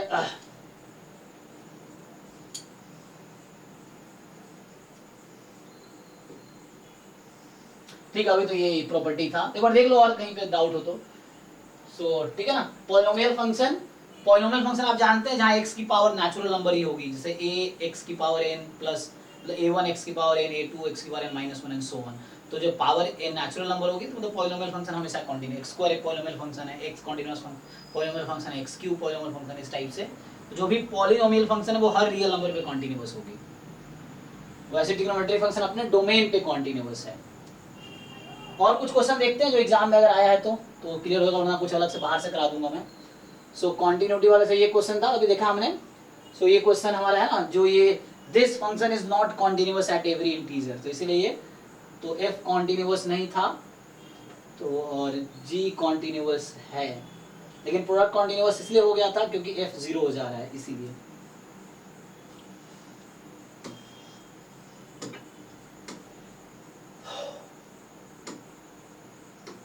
कॉन्टिन्यूअस एट, चलो लेकिन ये तो है ना, तो यहाँ भी कॉन्टिन्यूटी ही चेक करना। अगर आप देखोगे ये जो सीडीएफ का क्वेश्चन था, तो यहाँ भी आपको समहाउ कॉन्टिन्यूटी ही चेक करवा रहा है, तो ये वही कॉन्टिन्यूटी जो अभी हमने पढ़ा है, जैसे आप ये क्वेश्चन प्रोबेबिलिटी का अलग ही है, लेकिन यहाँ पे इसका क्या मीनिंग है कहने का, मैं पार्ट ए सिर्फ डिस्कस करूंगा, बाकी हम अगले है ना हम डिस्कस कर चुके हैं। मैं बस अभी पार्ट ए की बात करूंगा कि यहाँ जो ये कॉन्टिन्यूटी की बात कर रहा है, ये वही वाली कॉन्टिन्यूटी है जो हम अभी पढ़ रहे हैं, ठीक है ना। ये सीडीएफ एक फंक्शन है और ये उसी कॉन्टिन्यूटी की बात कर रहा है जो हमने अभी पढ़ा है, चेक कीजिए। सो ये सेम जो फंक्शन ए में बोला है कि F X is continuous everywhere, so everywhere का मतलब क्या, सेट ऑफ रियल नंबर, ठीक है ना। तो ये कहना चाह रहा है ये जो फंक्शन आपको दिया है, अब सीडीएफ है नहीं है मुझे कोई मतलब नहीं है ए ऑप्शन के लिए, हमें बस ये देखना है, इसने पूछा है कि जो फंक्शन मैंने दिया आपको क्या वो फंक्शन हर रियल नंबर पे कॉन्टिन्यूअस है, तो आप बताओ मुझे आंसर यस होगा नो होगा इसका ए का। No, sir. 2 और 3 पे discontinuous. हाँ, तो सिंपली आप क्या चेक करेंगे, तो आप देखेंगे यहाँ पे कि जो मुझे फंक्शन दिया है इन्होंने, ये बोला है कि एवरीवेयर कॉन्टिन्यूअस है, तो एवरीवेयर का मतलब सेट ऑफ रियल नंबर है, तो ऐसा तब बोलेंगे हो सकता है जब हर रियल नंबर पे कॉन्टिन्यूअस हो। तो आप रियल नंबर तो अनकाउंटेबल है, कितने पे चेक करोगे, तो आपको देखना होता है कि ये फंक्शन का नेचर किस पॉइंट पे चेंज हो रहा है, क्योंकि अगर 2 से 3 के बीच का कोई भी नंबर ले लो आप, उस पर तो ये क्वाड्रेटिक फंक्शन है, तो कॉन्टिन्यूअस तो होगा ही 2 से 3 के बीच में। 2 पे क्या प्रॉब्लम हो रहा है, 2 का लेफ्ट हैंड लिमिट कुछ और होगा, राइट कुछ और होगा, तो वो चेक करना पड़ेगा इक्वल आ रहा है कि नहीं आ रहा है। ऐसे ही 3 के लेफ्ट हैंड लिमिट अलग फंक्शन है, राइट हैंड लिमिट अलग फंक्शन है, मुझे चेक करना पड़ेगा। तो ये वही कॉन्टिन्यूटी है जो हम मैथ्स में पढ़ते हैं, उसको सीडीएफ में चेक करवा रहा है आपसे, तो है ना। तो यहाँ पे आप क्या करोगे, limit x tends to 2 minus F X, so left hand limit देख लो, x की वैल्यू 2 से कम है तो वैल्यू 0 है, limit x tends to 2 plus F X, तो यहाँ एफ एक्स मेरा कैपिटल एफ है। सो अब आपको देखना है कि x की वैल्यू 2 से ज्यादा है तो क्या होगी, तो x की वैल्यू इधर होगी, तो ये है। अब इसमें x की जगह आपको 2 पुट करना है, तो 2 पुट करेंगे तो 4 माइनस 7/3, तो 4 3 12, 12 माइनस 7 5, 5/3, 10 से कट गया तो 1/6 आ गया, चेक कर लीजिए आप लोग। तो ये 1/6 आ जाएगा, यहाँ 0 आ रहा है, यहाँ 1/6 आ रहा है, तो इसका मतलब ये है। अच्छा चलो, जो कंटिन्यूटी की बात कर रहे हैं, सो हमें 3 चीजें देखनी है, F2 तो देखना इक्वलिटी कहाँ लगी, इक्वलिटी यहाँ लगी है, तो ये भी 1/6 देगी। तो लेफ्ट हैंड लिमिट और राइट हैंड लिमिट इक्वल नहीं है, तो इसका ये भी मतलब हो गया कि ये जो लिमिट है x tends to 2 fx, this does not exist, this does not exist, क्योंकि लिमिट एग्जिस्ट करने के लिए कंडीशन था कि लेफ्ट हैंड लिमिट और राइट हैंड लिमिट को इक्वल होना चाहिए, तभी फंक्शन कॉन्टिन्यूअस हो, चाहे कोई भी फंक्शन हो, है ना, चाहे वो पीडीएफ हो, सीडीएफ हो, कुछ भी फंक्शन हो। अभी हम सिर्फ फंक्शन की बात कर रहे हो, कुछ भी हो सकता है फंक्शन, तो ये जनरल एक फंक्शन है जस्ट, तो ये लिमिट एग्जिस्ट नहीं कर रही है, तो लिमिट एग्जिस्ट नहीं, कॉन्टिन्यूअस भी नहीं है, तो ऐसे ऑप्शन ये आउट हो जाएगा, है ना। This function is not continuous at x is equal to 2, तो यहाँ से ये हुआ कि this fx is not continuous at x is equal to 2। अब जैसे इसको प्रोबेबिलिटी के सेंस में बात करें अब, तो क्या ये जो सीडीएफ है, क्या ये कभी कॉन्टिन्यूअस रैंडम वेरिएबल का सीडीएफ हो सकता है, यस और नो? No, sir. ठीक है ना, तो हमने थ्योरम पढ़ा था कि a CDF is a continuous function if and only if it x is a continuous random variable. तो अगर ये कॉन्टिन्यूअस रैंडम वेरिएबल का सीडीएफ होगा तो उस केस में इसको कॉन्टिन्यूअस फंक्शन होना पड़ेगा, but there is no point of discontinuity, but इसमें पॉइंट ऑफ डिसकंटिन्यूटी है 2 यहाँ पे, तो इसका मतलब ये कभी कॉन्टिन्यूअस का सीडीएफ हो ही नहीं सकता, या तो डिस्क्रीट होगा या मिक्स्ड होगा। लेकिन चूंकि इस इंटरवल में ये स्ट्रिक्टली इंक्रीजिंग फंक्शन है, तो ये मिक्स्ड रैंडम वेरिएबल का सीडीएफ है, क्योंकि डिस्क्रीट का सीडीएफ क्या होता है, स्टेप फंक्शन होता है, तो यहाँ कांस्टेंट होना चाहिए था। अगर ये डिस्क्रीट का सीडीएफ होता तो यहाँ भी कोई नंबर होता, x नहीं आता कभी भी, x² माइनस दिस है। तो इस इंटरवल पे ग्राफ बनाएंगे तो डिस्क्रीट इंक्रीजिंग का ग्राफ अगर बना के देखो आप, तो अगर मैं इसका ग्राफ बनाऊं तो 2 से पहले 0 है, 2 के बाद क्या हो रहा है, तो 2 तक ओके है, 2 पे वैल्यू 1/6 हो गई थी, तो मान लो ये 1/6 है, यहाँ पे 1/6 से स्टार्ट हुई, तो ये कुछ इस तरह से ऐसी जाएगी और उसके बाद फिर 1 हो गई, तो ये यहाँ पे 1 है, देखो तो ये ग्राफ है इसका। तो कहाँ पे जंप है, अच्छा 3 पे जंप है क्या, सॉरी मैं ध्यान नहीं दिया, 3 पे चेक करना पड़ेगा पहले मुझे, तो एक बार 3 पे चेक करो, 3 पे कॉन्टिन्यूअस है, तो लेफ्ट हैंड लिमिट एट 3 1 है तो सॉरी पहले चेक कर लो तुम, 9 माइनस 7/3 नहीं है, ओके ठीक है, सो 9 3 27 20 कितनी आ रही है, 2/3. तो 2/3 आ रही है ना, तो 3 की लेफ्ट हैंड लिमिट कितनी है 2/3 और 3 की राइट हैंड लिमिट कितनी है 1, तो डिसकंटिन्यूअस है, तो देखो ध्यान से, limit x tends to 3 minus fx तो 3 की लेफ्ट हैंड लिमिट यहाँ से इसमें x को 3 रखो तो 2/3 आ रही है तुम्हारी, और limit x tends to 3 plus fx, तो जब x 3 से ज्यादा है तो 1 आ रही है। CDF एट 3 1 है तो डिसकंटिन्यूअस। देखो तो क्या हो रहा है कि ये ग्राफ कहाँ तक जाएगी 2/3 तक, और उसके बाद फिर यहाँ पे जंप है, फिर उसके बाद 1 हुआ है। तो अगर आपको ये कलर अच्छे से नहीं दिख रहा है तो मैं रेड से बता देता हूँ कहना क्या चाह रहा हूँ। देखो तो 2 से पहले तक ग्राफ ये है, 2 से 3 के बीच यहाँ 3 है, ग्राफ इस तरह से होगा, यहाँ इंक्लूडेड था, और 3 के बाद ये है तो यहाँ पे 1 है, ये आपका 2/3 है और ये 1/6 है। तो ये मैंने ग्राफ बनाया x वर्सेस CDF, तो ये मेरा ग्राफ था। तो देखिए 2 पे भी जंप है, 3 पे भी जंप है। जंप मतलब पॉइंट ऑफ डिसकंटिन्यूटी, ठीक है। तो इसका मतलब ये है कि this is the CDF of mixed random variable, है ना, नाइदर डिस्क्रीट नॉर कॉन्टिन्यूअस, तो मिक्स्ड रैंडम वेरिएबल। चलिए तो जस्ट अभी मुझे कॉन्टिन्यूटी चेक करना था, तो दिस फंक्शन इज, अब इसमें पूछ लेगा what are the point of discontinuity, there are 2 point of discontinuity here, सिर्फ 2 and 3, अदरवाइज हर पॉइंट पे ये कॉन्टिन्यूअस है। आप ग्राफ भी देख सकते हैं, दिस इज कॉन्टिन्यूअस बिफोर 2, 2 पे डिसकंटिन्यूअस, कॉन्टिन्यूअस बिटवीन 2 and 3, 3 पे डिसकंटिन्यूअस, कॉन्टिन्यूअस आफ्टर 3। तो सिर्फ 2 पॉइंट है जहां पे डिसकंटिन्यूअस है, उसके अलावा हर पॉइंट पे ये कॉन्टिन्यूअस है। So there are uncountably many point of continuity and there are 2 point of discontinuity। कोई डाउट है किसी को? ग्राफ सर कन्वेक्स बनेगा। अच्छा मैं उल्टा बना दिया, सॉरी, पहले सही बनाया था, शुरू में मैंने सही बनाया था शायद, एक मिनट मैं गलत बना दिया। ये चूंकि x स्क्वायर है ना, तो x स्क्वायर ग्राफ तो ऐसा होता है, हाँ वो मैंने थोड़ा गलत बना दिया। सो x स्क्वायर है ना, तो x स्क्वायर ग्राफ क्या होगा, इस तरह से कुछ होगा, हाँ वो मैंने थोड़ा ऐसा बना दिया, कन्वेक्स होगा ना, क्योंकि x स्क्वायर है तो x स्क्वायर कैसा होता है आप जानते हैं, x स्क्वायर ग्राफ, तो x स्क्वायर का प्रॉपर्टी फॉलो करेगा ये, x स्क्वायर ग्राफ है, ठीक है। हाँ वो थोड़ा गलती बना दिया था मैंने, ठीक है। तो मतलब इस तरह होगा कहने मतलब, तो इस तरीके से आपका ग्राफ होगा, बीच में स्ट्रिक्टली इंक्रीजिंग रहेगा, तो स्ट्रिक्टली इंक्रीजिंग है तो इसलिए ये कॉन्टिन्यूअस की प्रॉपर्टी इस बीच में है। एनीवे तो हमें कॉन्टिन्यूटी डिस्कस करना था, answer is no, this function is not continuous everywhere. तो सेम कॉन्टिन्यूटी है जो हम फंक्शन में डिस्कस कर रहे हैं, उसको CDF टर्म में पूछ लिया आपसे।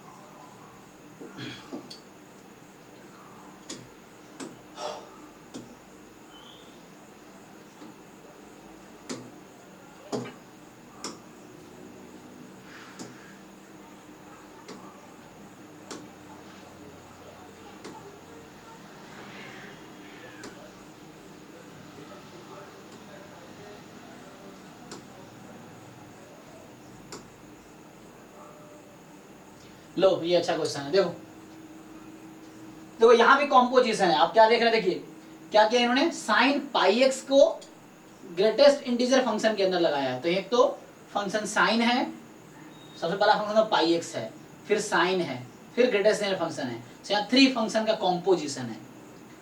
चलो ट्राई करो जरा, तो आइए ट्राई करते हैं इसको, डेफिनेशन से ट्राई करो, कोई प्रॉब्लम नहीं है।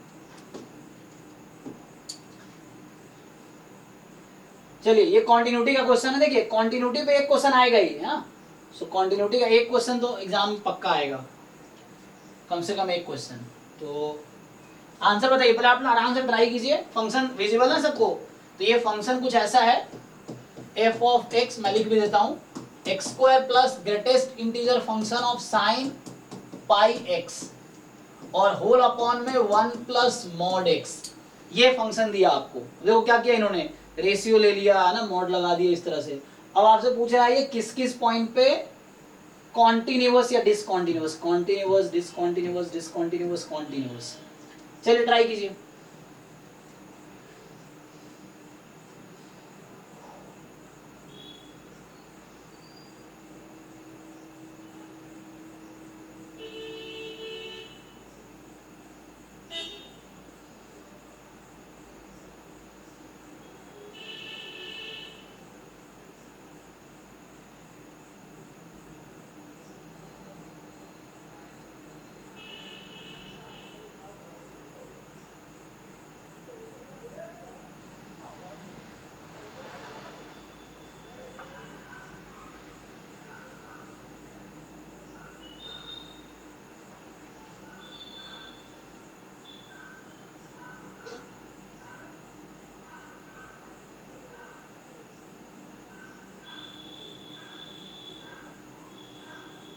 सर डी होगा option sir, D. Okay D. बाकी लोग?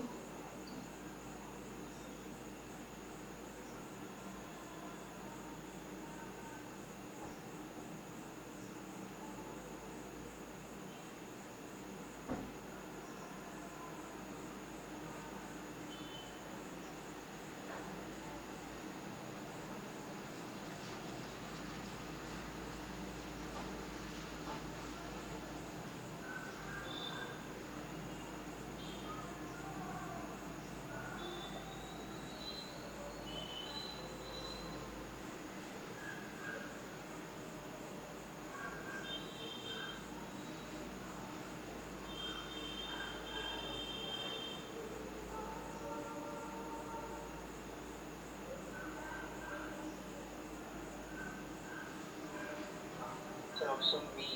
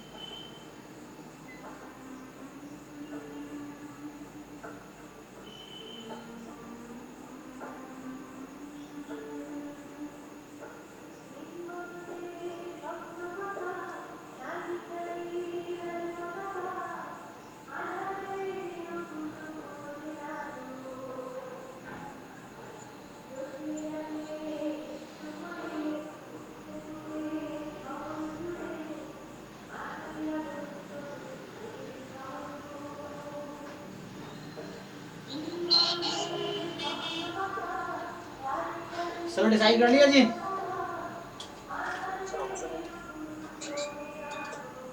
कुछ लोग डी कह रहे हैं, D for Delhi, B for Bombay, कौन सा?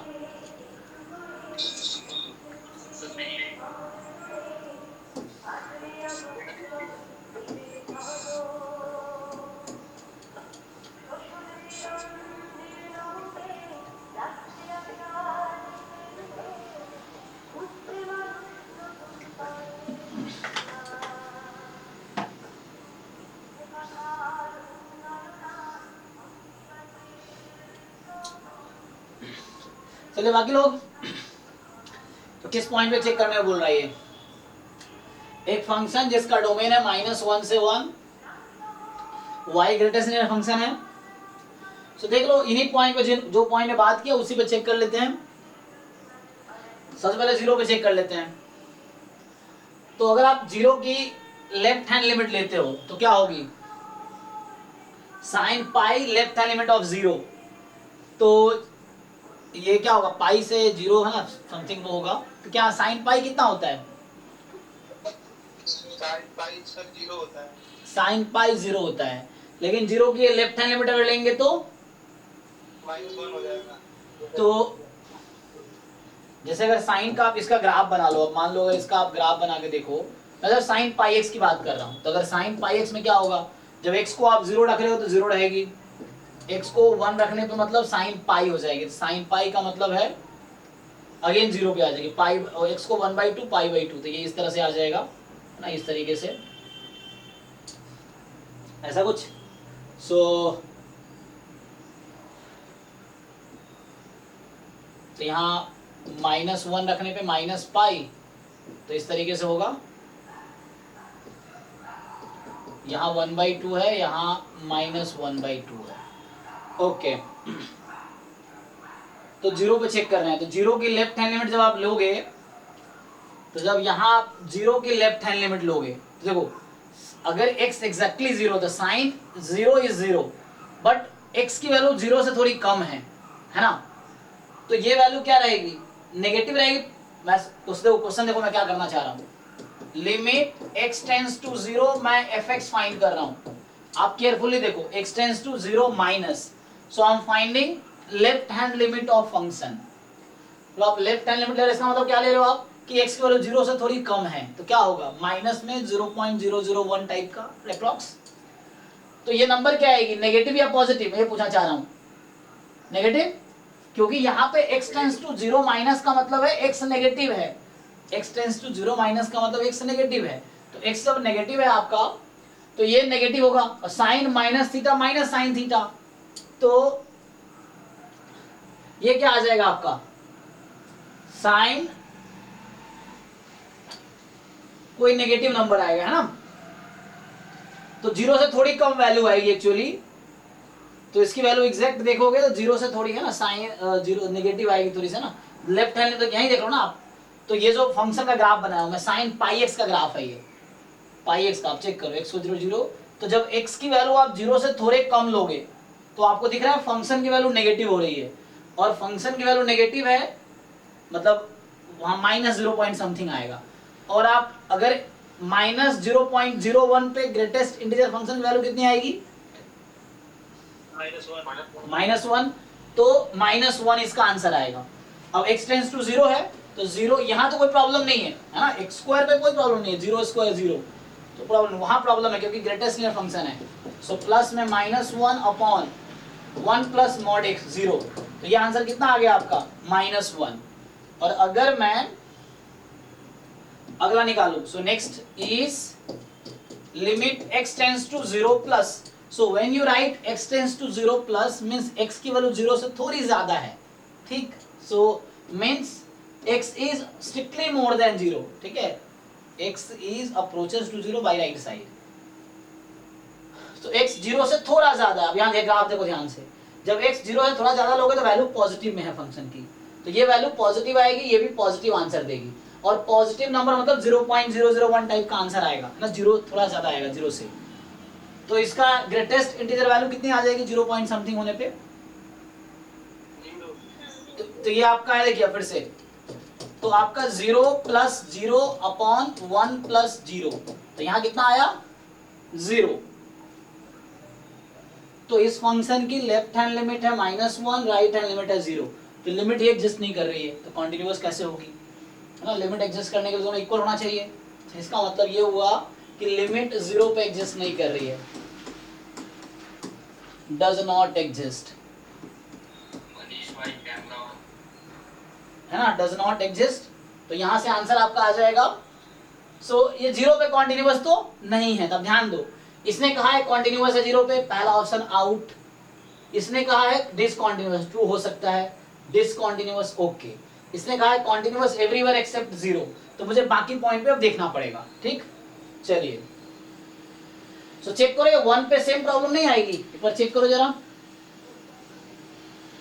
1 का राइट हैंड लिमिट लेंगे तो क्या होगा, अगर इस फंक्शन के बारे में देखो तुम, ये फंक्शन क्या कर रही है ना, तो ये आप अगर ध्यान से इस फंक्शन, इसको मैं थोड़ा सा अगर लार्ज करूं ग्राफ को, देखो ध्यान से, तो मैं ये बोल रहा हूं इस फंक्शन को देखो ध्यान से, सो क्या हो रहा होगा, ये अभी हम 0 पे चेक कर रहे थे,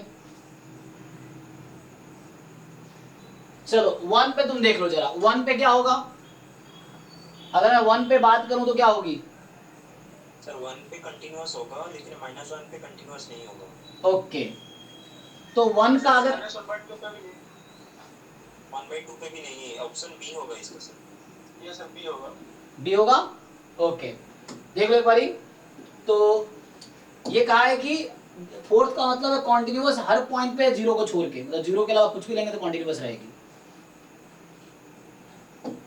तो आपको ये लग रहा है कि बी सही है, ओके, देख कर लेते हैं, सर क्या हम ऐसे देख सकते हैं जो हमें f दिया है वो -1 to +1 है, तो हम इसके एंड पॉइंट पे चेक कर लें, और नेचर तो fx का चेंज ही नहीं होगा, वो कंटीन्यूअस रहेगा इस इंटरवल में, ओके, ऐसे कर सकते हैं क्या, -1 और +1 पे चेक कर लें बस, -1 और +1 में चेक कर लो, ठीक है, तो -1 +1 पे क्या होगा चेक कर लो, बीच में भी चेक करना पड़ेगा क्योंकि बाकी पॉइंट भी तो है, सो अच्छा इसका क्रिटिकल पॉइंट्स क्या है, कहाँ पे नेचर चेंज कर रहा है साइन पाई एक्स में, सर मैंने तो ऐसे किया कि मतलब ग्रेटेस्ट इंटीजर का जो होता है ना फंक्शन, जहाँ जहाँ वो इंटीजर देगा वहाँ वहाँ वो डिसकंटिन्यूअस होगा, तो सीधा सीधा साइन पाई एक्स को 0 पुट कर दी, ओके, वहाँ से -1 to पाई के भी -1 to 1 के बीच में पॉइंट मिल गया मुझे, so sine pi x integer answer कब कब देगा, तो ये 0 कब देगा, जब x कोई भी इंटीजर दे लो,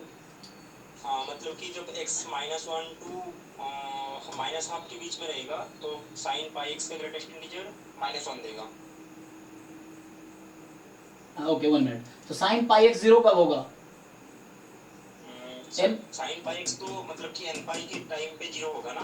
n हो गया ना, n कोई भी इंटीजर ले लो। हाँ तो इसके बीच में इंटीजर लाइक -1 टू हाफ के बीच में -1 है, 0 और 1 है, 3 इंटीजर है ना, -1 0 1। हाँ अब आप अगर चेक करो 1 पे, तो 1 पे क्या हो रहा है यहाँ पे, क्योंकि 1 एक्चुअली 1 की राइट हैंड लिमिट इस टेबल में है ही नहीं, तो मुझे कॉन्टिन्यूटी चेक करने के लिए जस्ट क्या करना पड़ेगा, अगर कोई डोमेन में राइट हैंड लिमिट है ही नहीं तो क्या चेक करते हैं कॉन्टिन्यूटी के लिए, फिर क्या चेक करना पड़ता है मुझे, उस पॉइंट पे और उसके लेफ्ट हैंड लिमिट ना, क्योंकि किसी इंटरवल पे चेक करना है आपको, तो जो एंड पॉइंट इंटरवल का है उस पे चेक करना है मुझे। तो अगर 1 की मैं राइट हैंड लिमिट लूंगा भी तो इंटरवल से तो बाहर आ जाएगी, ना, इंटरवल तो है ही नहीं, तो मुझे जो भी पॉइंट है उसके अंदर होना चाहिए। तो ये फंक्शन डिफाइंड ही 1 तक है, जस्ट 1 तक ही डिफाइंड है ना, तो 1 की लेफ्ट हैंड लिमिट और 1 पे बस चेक करना है। तो मतलब लेफ्ट हैंड कॉन्टिन्यूटी देखनी है, अब लेफ्ट कॉन्टिन्यूटी जस्ट देखनी है आपको, क्योंकि राइट हैंड लिमिट है ही नहीं इसमें। तो अगर आप 1 पे चेक करो तो 1 पे वैल्यू रखोगे साइन पाई 0 हो जाएगी, और 1 के लेफ्ट हैंड लिमिट लोगे तो क्या होगी, तो 1 की अगर आप लेफ्ट हैंड लिमिट लेते हो तो वैल्यू क्या रहेगी, पॉजिटिव ही रहेगी, 0 पॉइंट समथिंग हो गया आंसर, ठीक, तो 0 आ जाएगी। तो 1 पे तो ये कॉन्टिन्यूअस है, ठीक है। अच्छा, जिन लोगों को दिक्कत हो रहा है समझो क्या बोलना चाह रहा हूं मैं, हमें डोमेन दे रखा है इन्होंने, डोमेन ये है मेरा -1 to 1। अब मैं 0 पे चेक कर लिया, 0 पे left hand limit, right hand limit और 0, क्योंकि वो सब डोमेन का है ना, इसी में फंक्शन डिफाइंड है उस पॉइंट पे। 1 पे क्या है कि फंक्शन 1 के आगे डिफाइंड नहीं है, फंक्शन डिफाइंड है, डोमेन दे रखा है मुझे, तो डोमेन मतलब 1 तक ही डिफाइंड है। तो 1 की लेफ्ट हैंड लिमिट लो आप, तो जब 1 की आप लेफ्ट हैंड लिमिट लोगे, ध्यान दो, जब x की वैल्यू 1 से कम लूंगा थोड़ा सा, तो फंक्शन ऊपर से 0 तक आ रही है, मतलब पॉजिटिव रही होगी। 1 के लेफ्ट हैंड लिमिट में जो साइन पाई x है वो पॉजिटिव है, और 1 के राइट हैंड लिमिट में साइन पाई x नेगेटिव होगी। लेकिन मुझे राइट हैंड लिमिट की बात ही नहीं करनी यहाँ पे, क्योंकि ये फंक्शन 1 तक ही डिफाइंड है। तो 1 पे वैल्यू रखोगे 0 हो जाएगी, और 1 के लेफ्ट हैंड लिमिट पे वैल्यू, फंक्शन की वैल्यू 0 हो जाएगी, मतलब ये 0 हो जाएगी, ग्रेटेस्ट देन फंक्शन जो है हमारा। तो आंसर जो होगा 1 पे अगर आप चेक करो, तो मैं अगर इसको लिखूं, ठीक है, तो आप लोग सही कह रहे हो। तो यहाँ पे सिंपल क्या होगा, limit x tends to 1 minus fx, तो ये आपका आएगा 1 प्लस 0/1 प्लस 1, तो ये आ गया 1/2, और f एट 1, तो ये भी 1 प्लस 0/1 प्लस 1 आएगा, ये भी 1/2 आएगा। और 1 पे राइट हैंड निकालने की जरूरत नहीं है, क्योंकि 1 राइट एंड पॉइंट है इस इंटरवल का, तो मतलब ये डोमेन यहाँ फिक्स कर रखा है, तो राइट हैंड लिमिट निकालने की जरूरत नहीं है। ओके, ठीक है, तो 1 पे कॉन्टिन्यूअस हो गया। उसके बाद सो ये फंक्शन, इसका मतलब है कि f is continuous at x is equal to 1। हाँ, आप -1 पे कह रहे थे, अब -1 लेफ्ट एंड पॉइंट है, तो -1 जो है मेरा यहाँ पे है ना 0, ये -1 है ना, ये नंबर -1 होगा।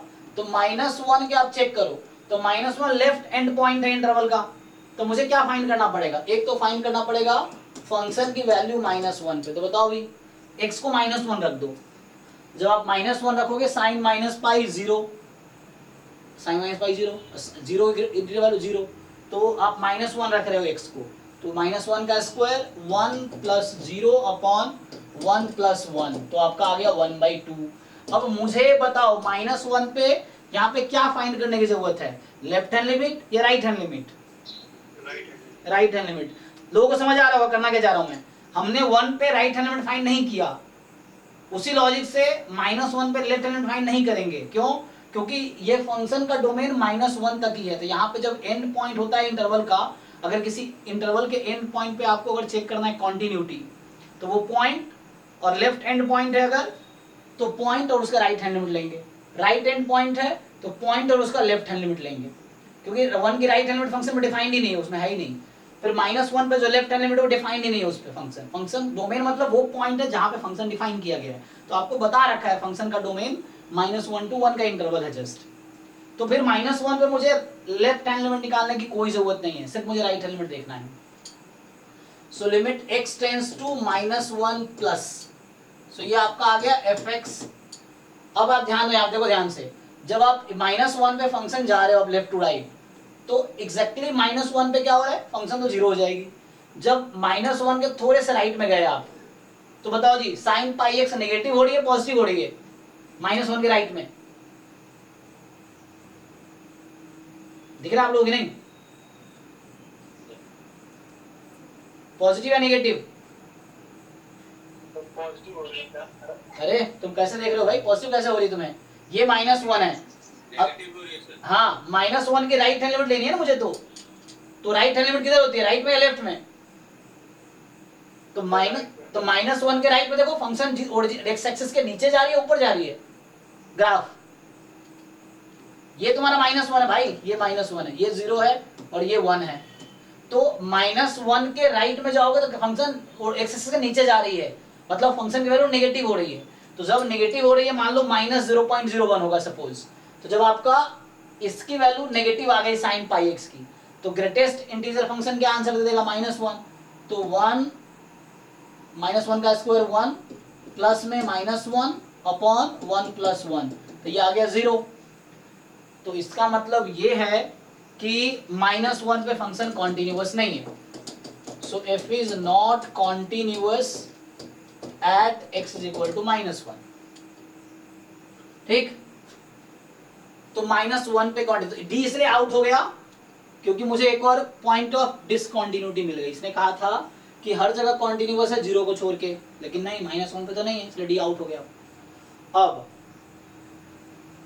बचा क्या, f इज डिसकॉन्टिन्यूअस एट, अभी बोल रहा है देखो -1 पे डिसकॉन्टिन्यूअस है और 1 0, तो 0 पे तो क्या था, 0 पे ये फंक्शन डिसकॉन्टिन्यूअस था। ठीक है, तो मुझे अब चेक करने की जरूरत है,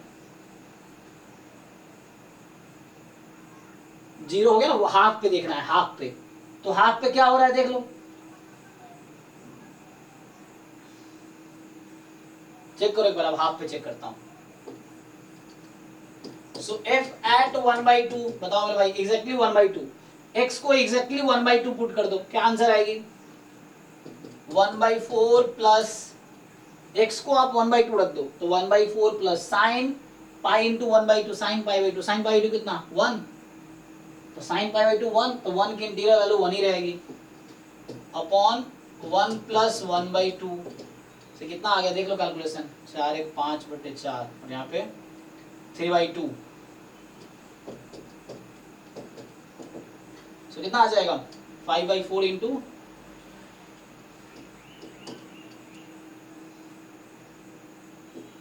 5/6, चेक करना भाई, तो ये हो गया 5/6। ये क्या निकाला हमने, 1/2 पे एग्जैक्टली 1/2 पे फंक्शन की वैल्यू। अब मैं पूछ रहा हूँ 1/2 की, चलो तुम लेफ्ट हैंड लिमिट ले लो, तो 1/2 की जब तुम लेफ्ट हैंड लिमिट लोगे, ध्यान दो, या राइट हैंड लिमिट लोगे, तो एग्जैक्टली 1/2 पे फंक्शन की वैल्यू 1 है।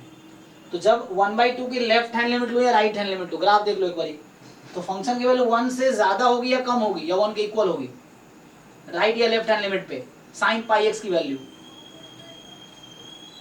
ग्राफ देख सकते हो तुम, कम होगी सर, है ना? देखो ये जो फंक्शन है मैक्सिमम किस पॉइंट पे है, 1/2 पे, तो 1.2 को थोड़ा आगे, ये जो 1/2 है इसके थोड़े आगे चले जाओ तो वैल्यू फंक्शन की घट गई 1 से।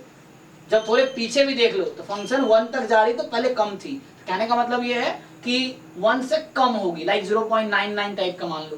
तो कहने का मेरा मतलब यहाँ पे ये आया कि अगर मैं limit x tends to 1/2 minus निकाल रहा हूँ लेट्स से fx, सो होगा क्या, ये तो कोई प्रॉब्लम नहीं, x स्क्वायर को कोई प्रॉब्लम नहीं, x स्क्वायर कॉन्टिन्यूअस फंक्शन, तो यहाँ सिंपली रहेगा 1/4 प्लस, अब देखो यहाँ साइन पाई एक्स, तो x की वैल्यू 1/2 थोड़ी छोटी है, तो पाई एक्स पाई/2 से थोड़ी छोटी होगी, तो साइन पाई/2 पे 1 होती है, अगर एंगल पाई/2 से कम है तो वैल्यू 1 से कम होगी, तो 1 से कम होगी मतलब 0.9 टाइप का मान लो अप्रॉक्स, तो 0.9 पे इंटीजर वैल्यू क्या आएगी, ग्रेटेस्ट इंटीजर फंक्शन क्या आएगी 0.9 पे 0 अपॉन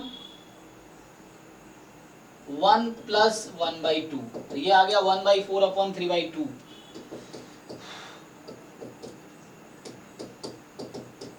ये कितना है 1/6। तो देखो लेफ्ट हैंड लिमिट इक्वल नहीं है फंक्शन के, हालांकि राइट हैंड लिमिट निकालोगे तो आ जाएगी, तो राइट हैंड लिमिट निकालेंगे तो भी वैल्यू यही आएगी। सो लेफ्ट हैंड लिमिट राइट, देखिए कॉन्टिन्यूअस होने के लिए left hand limit right hand limit function की वैल्यू तीनों इक्वल होनी चाहिए।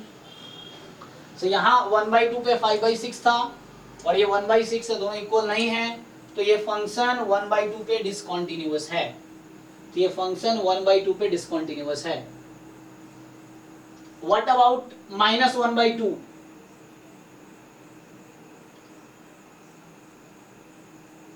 हाँ जी, -1/2 क्या हो रहा है?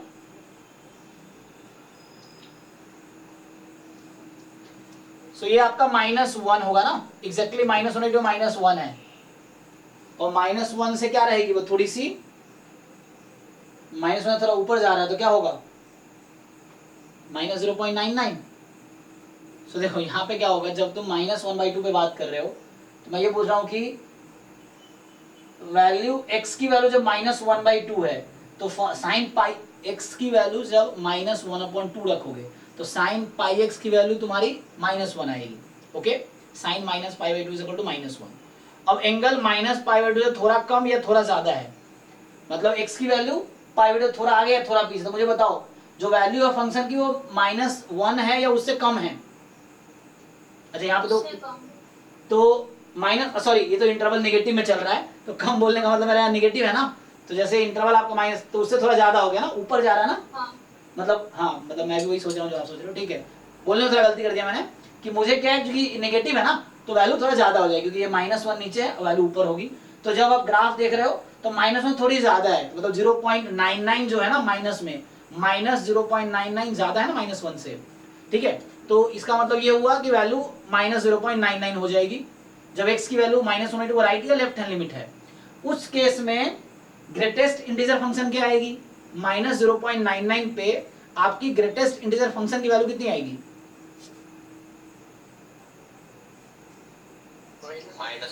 -1। और इसीलिए यहाँ पे कोई फर्क नहीं पड़ रहा, मतलब इसीलिए यहाँ पे आप -1/2 पे वैल्यू फाइंड करो तब भी इसकी वैल्यू -1 ही है, और उसकी राइट हैंड लिमिट या लेफ्ट हैंड लिमिट निकालो तब भी वैल्यू -1/2 ही है, मतलब -1 ही आएगा एट द एंड, कहने का इसका मतलब। तो ये फंक्शन -1/2 पे कंटिन्यूअस होगा, तो ये फंक्शन -1/2 पे कंटिन्यूअस है, तो ये सी इसलिए आउट हो गया। जैसे ये किया मैंने वैसे ही सॉल्व करूंगा, बट यहाँ पे क्या नेगेटिव में है, तो -1 पे x की वैल्यू -1 रखने में -1 ही आती है, और x की वैल्यू -1 थोड़ी ज्यादा ले लो, थोड़ी सी स्लाइटली, तो -0.99 जो वैल्यू आएगी तो उसमें वैल्यू फंक्शन की -1 ही आएगी, तो कोई चेंज नहीं होगा। तो ये फंक्शन -12 के left hand limit, right hand limit और -12 तीनों पे ये जो फंक्शन है साइन वाला का ग्रेटेस्ट फंक्शन, इसकी वैल्यू -1 ही रहेगी, तो आंसर हर बार सेम रहेगा। क्या आएगा, 1/4 प्लस में -1 अपॉन में 1 + 1/2, तो सेम ही आएगा। तो कहने का मतलब, अब किसी को इसमें क्वेरी है तब पूछो आप 1 by 1। हमने 4 पॉइंट पे कंटिन्यूटी डिस्कस किया, अभी 5 पॉइंट पे हो गया, 0 पे, 1 पे, -1 पे, 1/2 पे, -1/2 पे, 5 पॉइंट पे हमने यहाँ कंटिन्यूटी डिस्कस किया है इस फंक्शन का। और मिला क्या? सो मिला ये हमें कि ये फंक्शन डिसकंटिन्यूअस है -1, 0 और 1/2 पे, और ये फंक्शन कॉन्टिन्यूअस है -1/2 एंड 1 पे। ये फंक्शन कॉन्टिन्यूअस है -1/2 और 1 पे, और डिसकंटिन्यूअस उस पे है। तो सबको क्लियर है? एक बार आराम से सोचना, खुद से करके देखना। तो ये थोड़े से बारीक कॉन्सेप्ट है, किसके? ग्रेटेस्ट इंटीजर फंक्शन के, और वैल्यू थोड़ी आगे पीछे जा रही है तो क्या हो रहा है यहाँ पे, है ना, इस फंक्शन में अगर वैल्यू 1 से कम है तो क्या हो रहा है, हाफ से ज्यादा कम, वो देखना है। और ग्रेटेस्ट इंटीजर फंक्शन क्या कर रहा है, आंसर इंटीजर में देगा, तो आपको देखना है कि एग्जैक्ट इंटीजर हो रहा है तो इंटीजर आंसर आएगा। अगर 0.99 है तो आंसर 0 आ जाएगा, -0.99 है तो वैल्यू -1 आ जाएगी, तो इसके हिसाब से आपको देखना है। तो क्लियर है भाई सबको? ओके है कि नहीं? देख लो, चलो अगला क्वेश्चन देखते हैं। -1/2 के लेफ्ट नेबरहुड वाला एक बार और बता। जी जी, देखिए मैं यहाँ सॉल्व कर देता हूँ। सो हमारा जो फंक्शन है ये हमारे पास ये था,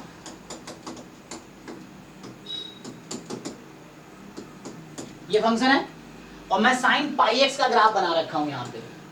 सो मैंने क्या कर रखा है, sin πx का ग्राफ बना रहा हूँ मैं। ये ग्राफ जो बना रहा हूँ मैं सिर्फ sin πx का, ओनली sin πx का। तो हमने कहा 0 रखेंगे, 0 जब x को 1 रखूंगा ये sin π हो जाएगा, तो ऐसा होगा और ऐसा होगा और ऐसा होगा, ये -1। अच्छा मुझे -1 से 1 में ही बात करना है, तो ये है, ये वैल्यू आपकी -1/2 है और ये वैल्यू 1/2 है। देखो ध्यान से, तो मुझे बात करना है स्पेशली -1/2 पे, जैसे आपने डाउट पूछा, तो इसको देखते हैं। और ये नंबर जो होगा ये -1 होगा, ठीक।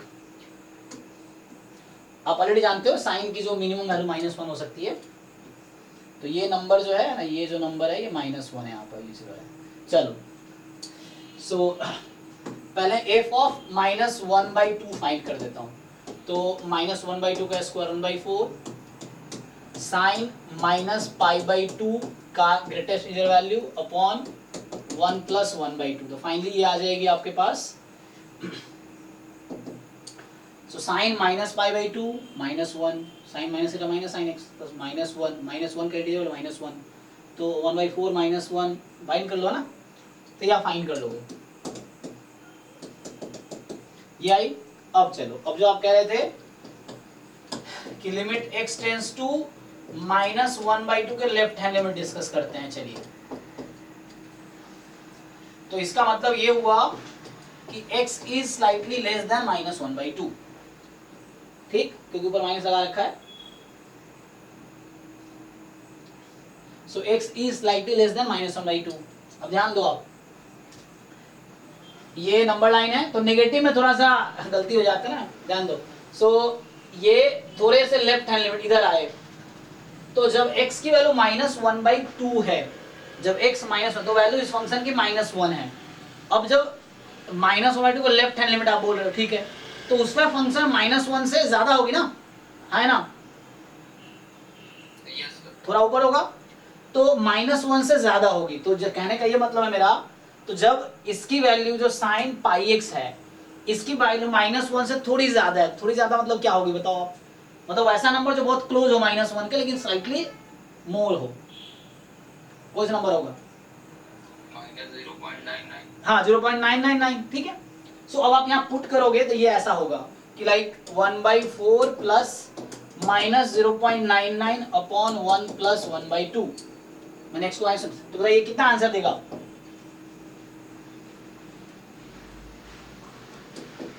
और -0.99 के लिए ग्रेटेस्ट इंटीजर फंक्शन की वैल्यू कितनी आएगी? सो ये 0.99, तो इससे जस्ट छोटा इंटीजर कौन सा है? -1, तो ये -1 अपॉन 1 + 1/2।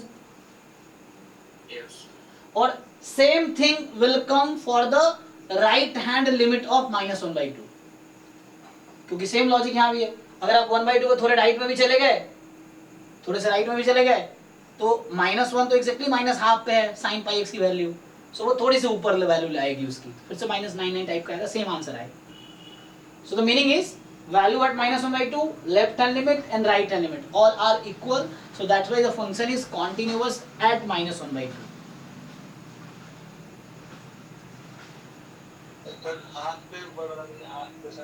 हाँ, हाफ पे क्या, क्यों ऐसा प्रॉब्लम हो रहा है? हाफ पे इसलिए प्रॉब्लम हुआ क्योंकि देखो ध्यान से, अब ये हाफ था, तो हाफ पे तुम्हारा आंसर 1 आ गया था। जब x तुम्हारा हाफ है, x इक्वल टू हाफ है, x is exactly equal to 1/2, तो साइन πx की वैल्यू 1 है, तो उस पे ग्रेटेस्ट इंटीजर फंक्शन 1 ही आया, फाइन। अब तुम हाफ के राइट हैंड लिमिट लो या लेफ्ट हैंड लिमिट लो, तो उस पे जो साइन πx की वैल्यू है वो 1 से कम होगी या 1 होगी? थोड़े आगे पीछे, हाफ के आगे पीछे 1 है ना, तुम अगर राइट हैंड लिमिट ले लो तो वैल्यू क्या होगी? 1 से कम आएगी ना। तो मान लो 0.99 एग्जांपल के लिए कि तुमने 1/2 की लेफ्ट हैंड लिमिट ली और साइन πx की वैल्यू 0.99 है, तो 0.99 पे ग्रेटेस्ट इंटीजर फंक्शन कितना आता है? यही प्रॉब्लम है, समझे? इसीलिए कॉन्टिन्यूअस नहीं है, क्योंकि जब x एग्जैक्टली हाफ है तो ग्रेटेस्ट इंटीजर वैल्यू 1 आई है, और जब राइट या लेफ्ट हैंड लिमिट ले रहे हो तो ग्रेटेस्ट इंटीजर वैल्यू 0 आ गई, जो कि अनइक्वल हो जाती है, इसलिए डिसकंटीन्यूअस। वो प्रॉब्लम -½ पे नहीं आता, क्योंकि जब -½ है तब भी -1 है, और -½ के लेफ्ट या राइट हैंड लिमिट ले रहे हो तब भी ग्रेटेस्ट इंटीजर फंक्शन वैल्यू -1 ही आती है, तो इसलिए उस पर कॉन्टिन्यूअस हो गया। ठीक है जी। Yes sir. हाँ, अगर मैं इसी चीज को हाफ के लिए लिख के दिखाऊं तुम्हें, जो मैंने माइनस हाफ के लिखा है, यही चीज मैं एफ हाफ के लिए लिख के दिखाऊं तो बनेगा 1/2 और यहाँ पे 1/1 प्लस 1/2 जो भी आया, तो ये आ गया 1/4 प्लस 1/1 प्लस 1/2। अब अगर मैं लेफ्ट या राइट हैंड लिमिट, लेट से हाफ की लेफ्ट हैंड लिमिट ले लूं, सो हो क्या रहा है, वहां पे तो कोई दिक्कत नहीं है, तो हमारा जो फंक्शन है उसमें यहाँ पे तो 1/4 ओके है। अब यहाँ पे क्या आएगा, तो जब तुम लेफ्ट या राइट हैंड लिमिट हाफ का ले रहे हो तो 1 से वैल्यू कम आ रही है, फॉर एग्जांपल 0.99 अपॉन 1 प्लस 1/2, तो ये 0 हो जा रही है, तो 1/4 प्लस 0 अपॉन 1 प्लस 1/2 जो कि इससे डिफरेंट है और इसीलिए फंक्शन डिसकंटिन्यूअस है। ठीक है, चलो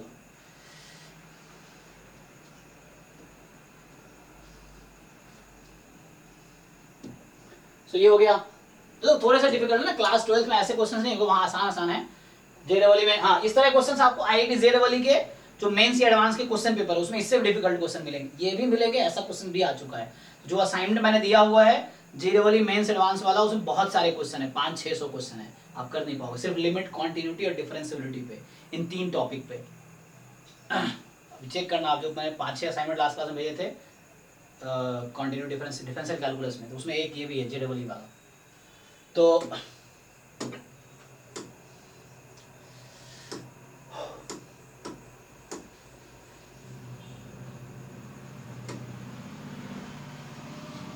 मतलब लिमिट पे पढ़ चुके हो, लेकिन डेरिवेटिव का यहाँ कॉन्सेप्ट यूज होगा।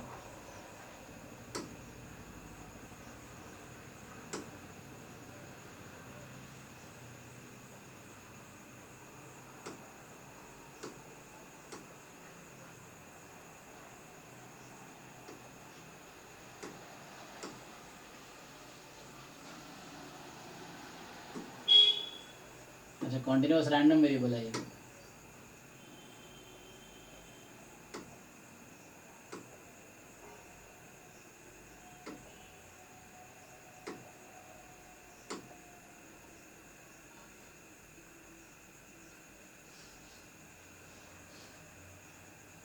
तो हो जाएगा ऐसे, तो जब आएगा तो बारी।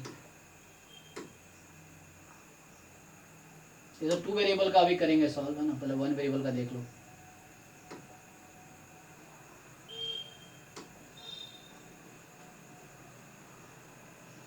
अच्छा, डेरिवेटिव की कंटिन्यूटी पूछ रहा है ये।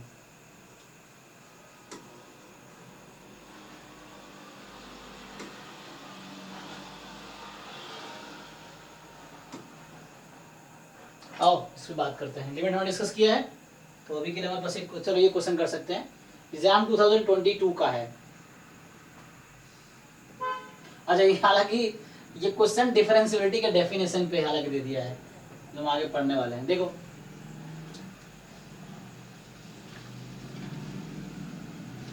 बताओ इसका आंसर बताओ, ट्राई करके देखो।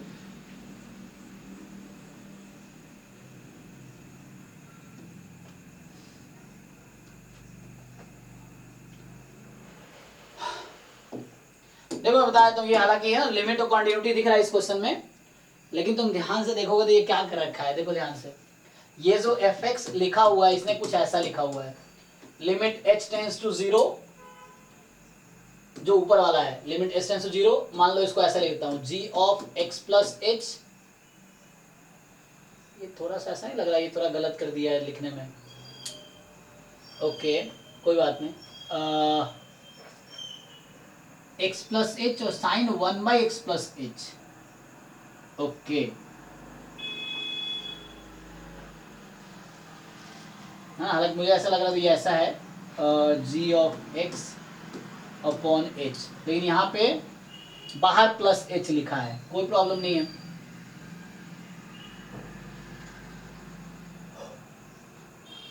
हाँ, ऐसा कोई प्रॉब्लम तो है नहीं। सो 0 otherwise x is 0 and x is non 0। So anyway ये इस तरह का फॉर्म का नहीं है जो मैं सोच रहा था, इसको हटा दो अभी। तुम लोग ट्राई करके देखो, लिमिट निकाल सकते हो इसका, क्या ये लिमिट निकाला जा सकता है हाँ या ना? एल ऑर्बिटल रूल आता है तुम लोगों को? देखो अगर तुम h को 0 रख दोगे तो न्यूमरेटर 0 हो जाएगी, डिनोमिनेटर 0 हो जाएगी। सो तुम क्या करो, एल हॉस्पिटल लगा लो, 0.0 फॉर्म का है ना, किसके रेस्पेक्ट में, यहाँ लिमिट h है तो h के रेस्पेक्ट में डिफरेंशिएट करना, x कांस्टेंट है h के लिए। तो पहला तुम मुझे बताओ यहाँ से, अच्छा क्वेश्चन तुमसे पूछा गया, ध्यान दो, तुमसे पूछा है कि f ऑफ 2/पाई क्या होगा, 1/पाई क्या होगा, f ऑफ -2/पाई क्या होगा, और f ऑफ f कॉन्टिन्यूअस नहीं है 0 पे।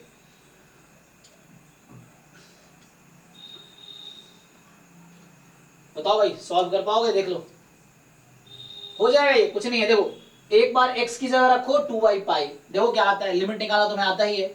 अब इसने कहा है जब x 0 नहीं है तो ये चूज करो, और जब x तुम्हारा 0 है तो तुम ये 0 चूज करो। दो पार्ट में फंक्शन है तो तुम्हारा इस तीनों पार्ट में x नॉन 0 है, तुम क्या करोगे, x को 2/पाई रखो, लिमिट कैलकुलेट करना आता है तुम कर लो, x को 1/पाई रखो, लिमिट कैलकुलेट कर लो, लिमिट h के रेस्पेक्ट में है, x को -2/पाई रखो, लिमिट कैलकुलेट करो।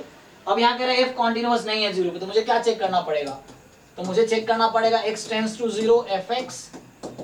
अब देखो जब तुम x टेंड्स टू 0 लिख रहे हो जिसका मतलब x नॉन 0 है, तो ऊपर वाला चूज करना पड़ेगा तुम्हें। तो पहले तो h पे लिमिट है, बाद में x पे लिमिट आएगी, है ना, तो ये fx में एक खुद लिमिट है, तो पहले fx की लिमिट कैलकुलेट कर दो। तो fx की लिमिट तुम कैलकुलेट करो, तुम्हारा ये आएगा, चेक कर लो क्या आएगा, x sin x का, ये मान लो अगर तुम्हारा gx है, सपोज gx तुम्हारा है x sin 1/x, ठीक है ना, तो जो fx है ना वो पता है क्या है, तुम अगर चेक करोगे तुम वहां पे, तो fx तुम्हारा आएगा g-x टाइप का, चेक करो। सर बी वाला नॉट ट्रू आ रहा है, इसकी वैल्यू -1/पाई आ रही है। अच्छा तो इज नॉट ट्रू पूछ रहा है आपसे, ओके बी नॉट ट्रू आ रहा है, ओके तो सिंपल है ना, x की वैल्यू पुट करके आपको देख लेना है।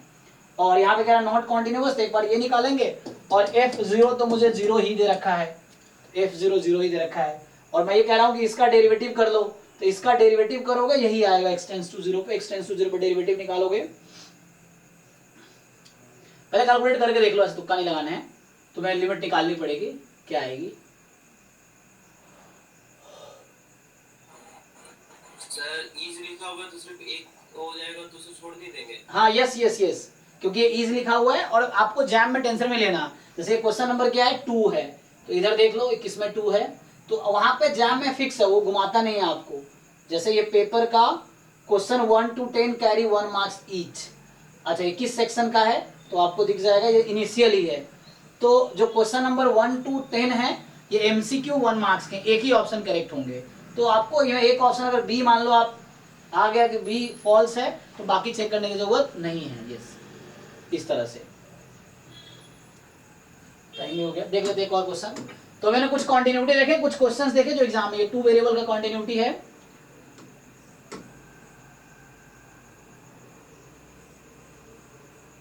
ये सब तो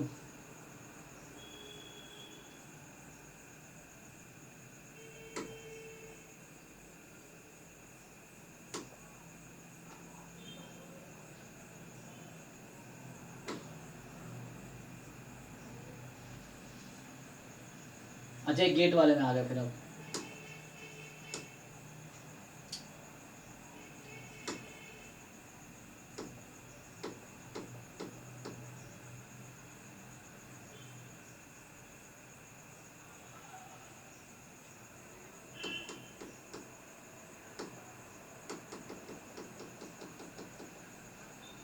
चलो अभी टाइम तो हो गया, अगले क्लास में देखते हैं। तो बाकी कहने मतलब ये हमने कॉन्टिन्यूटी एक बार कॉन्सेप्ट देखा क्या होता है, सिंपल है, left hand limit right hand function value equal हो। अगर किसी इंटरवल पे कॉन्टिन्यूटी की बात हो रही है तो एंड पॉइंट, अगर लेफ्ट एंड पॉइंट पे देखना है, जो लेफ्ट एंड पॉइंट है ना, ए टू बी इंटरवल है मान लो, तो ए पे देखना है, तो ए पे और उसके राइट हैंड लिमिट देखेंगे। इंटरवल का अगर राइट एंड पॉइंट है तो उस पॉइंट पे और उसके लेफ्ट हैंड लिमिट पे देखेंगे, क्योंकि राइट हैंड लिमिट डोमेन का पार्ट नहीं है, इसीलिए तो वहां पे आपको सिर्फ इस पे कॉन्टिन्यूटी चेक करना है। तो कुछ क्वेश्चंस हमने जैम और गेट के देखे हैं, बाकी और असाइनमेंट्स आपके पास बहुत सारे असाइनमेंट भेजे मैंने लास्ट क्लास में, देखो उसमें जाके ड्राइव में PYQ असाइनमेंट नाम का फोल्डर है, उसमें जाके देखो, डिफरेंशियल कैलकुलस कम से कम 7-8 असाइनमेंट होंगे टोटल सब मिला के, तो देखना उसमें पहले इनिशियली JEE वाला ट्राई करो, उसमें लिमिट कॉन्टिन्यूटी डिफरेंशिएबिलिटी वो वही है 1 वेरिएबल का, 2 वेरिएबल का हम आगे डिस्कस करेंगे। चलो तो अभी के लिए thank you and good night. अब ट्राई करना लिमिट और कॉन्टिन्यूटी पे क्वेश्चंस।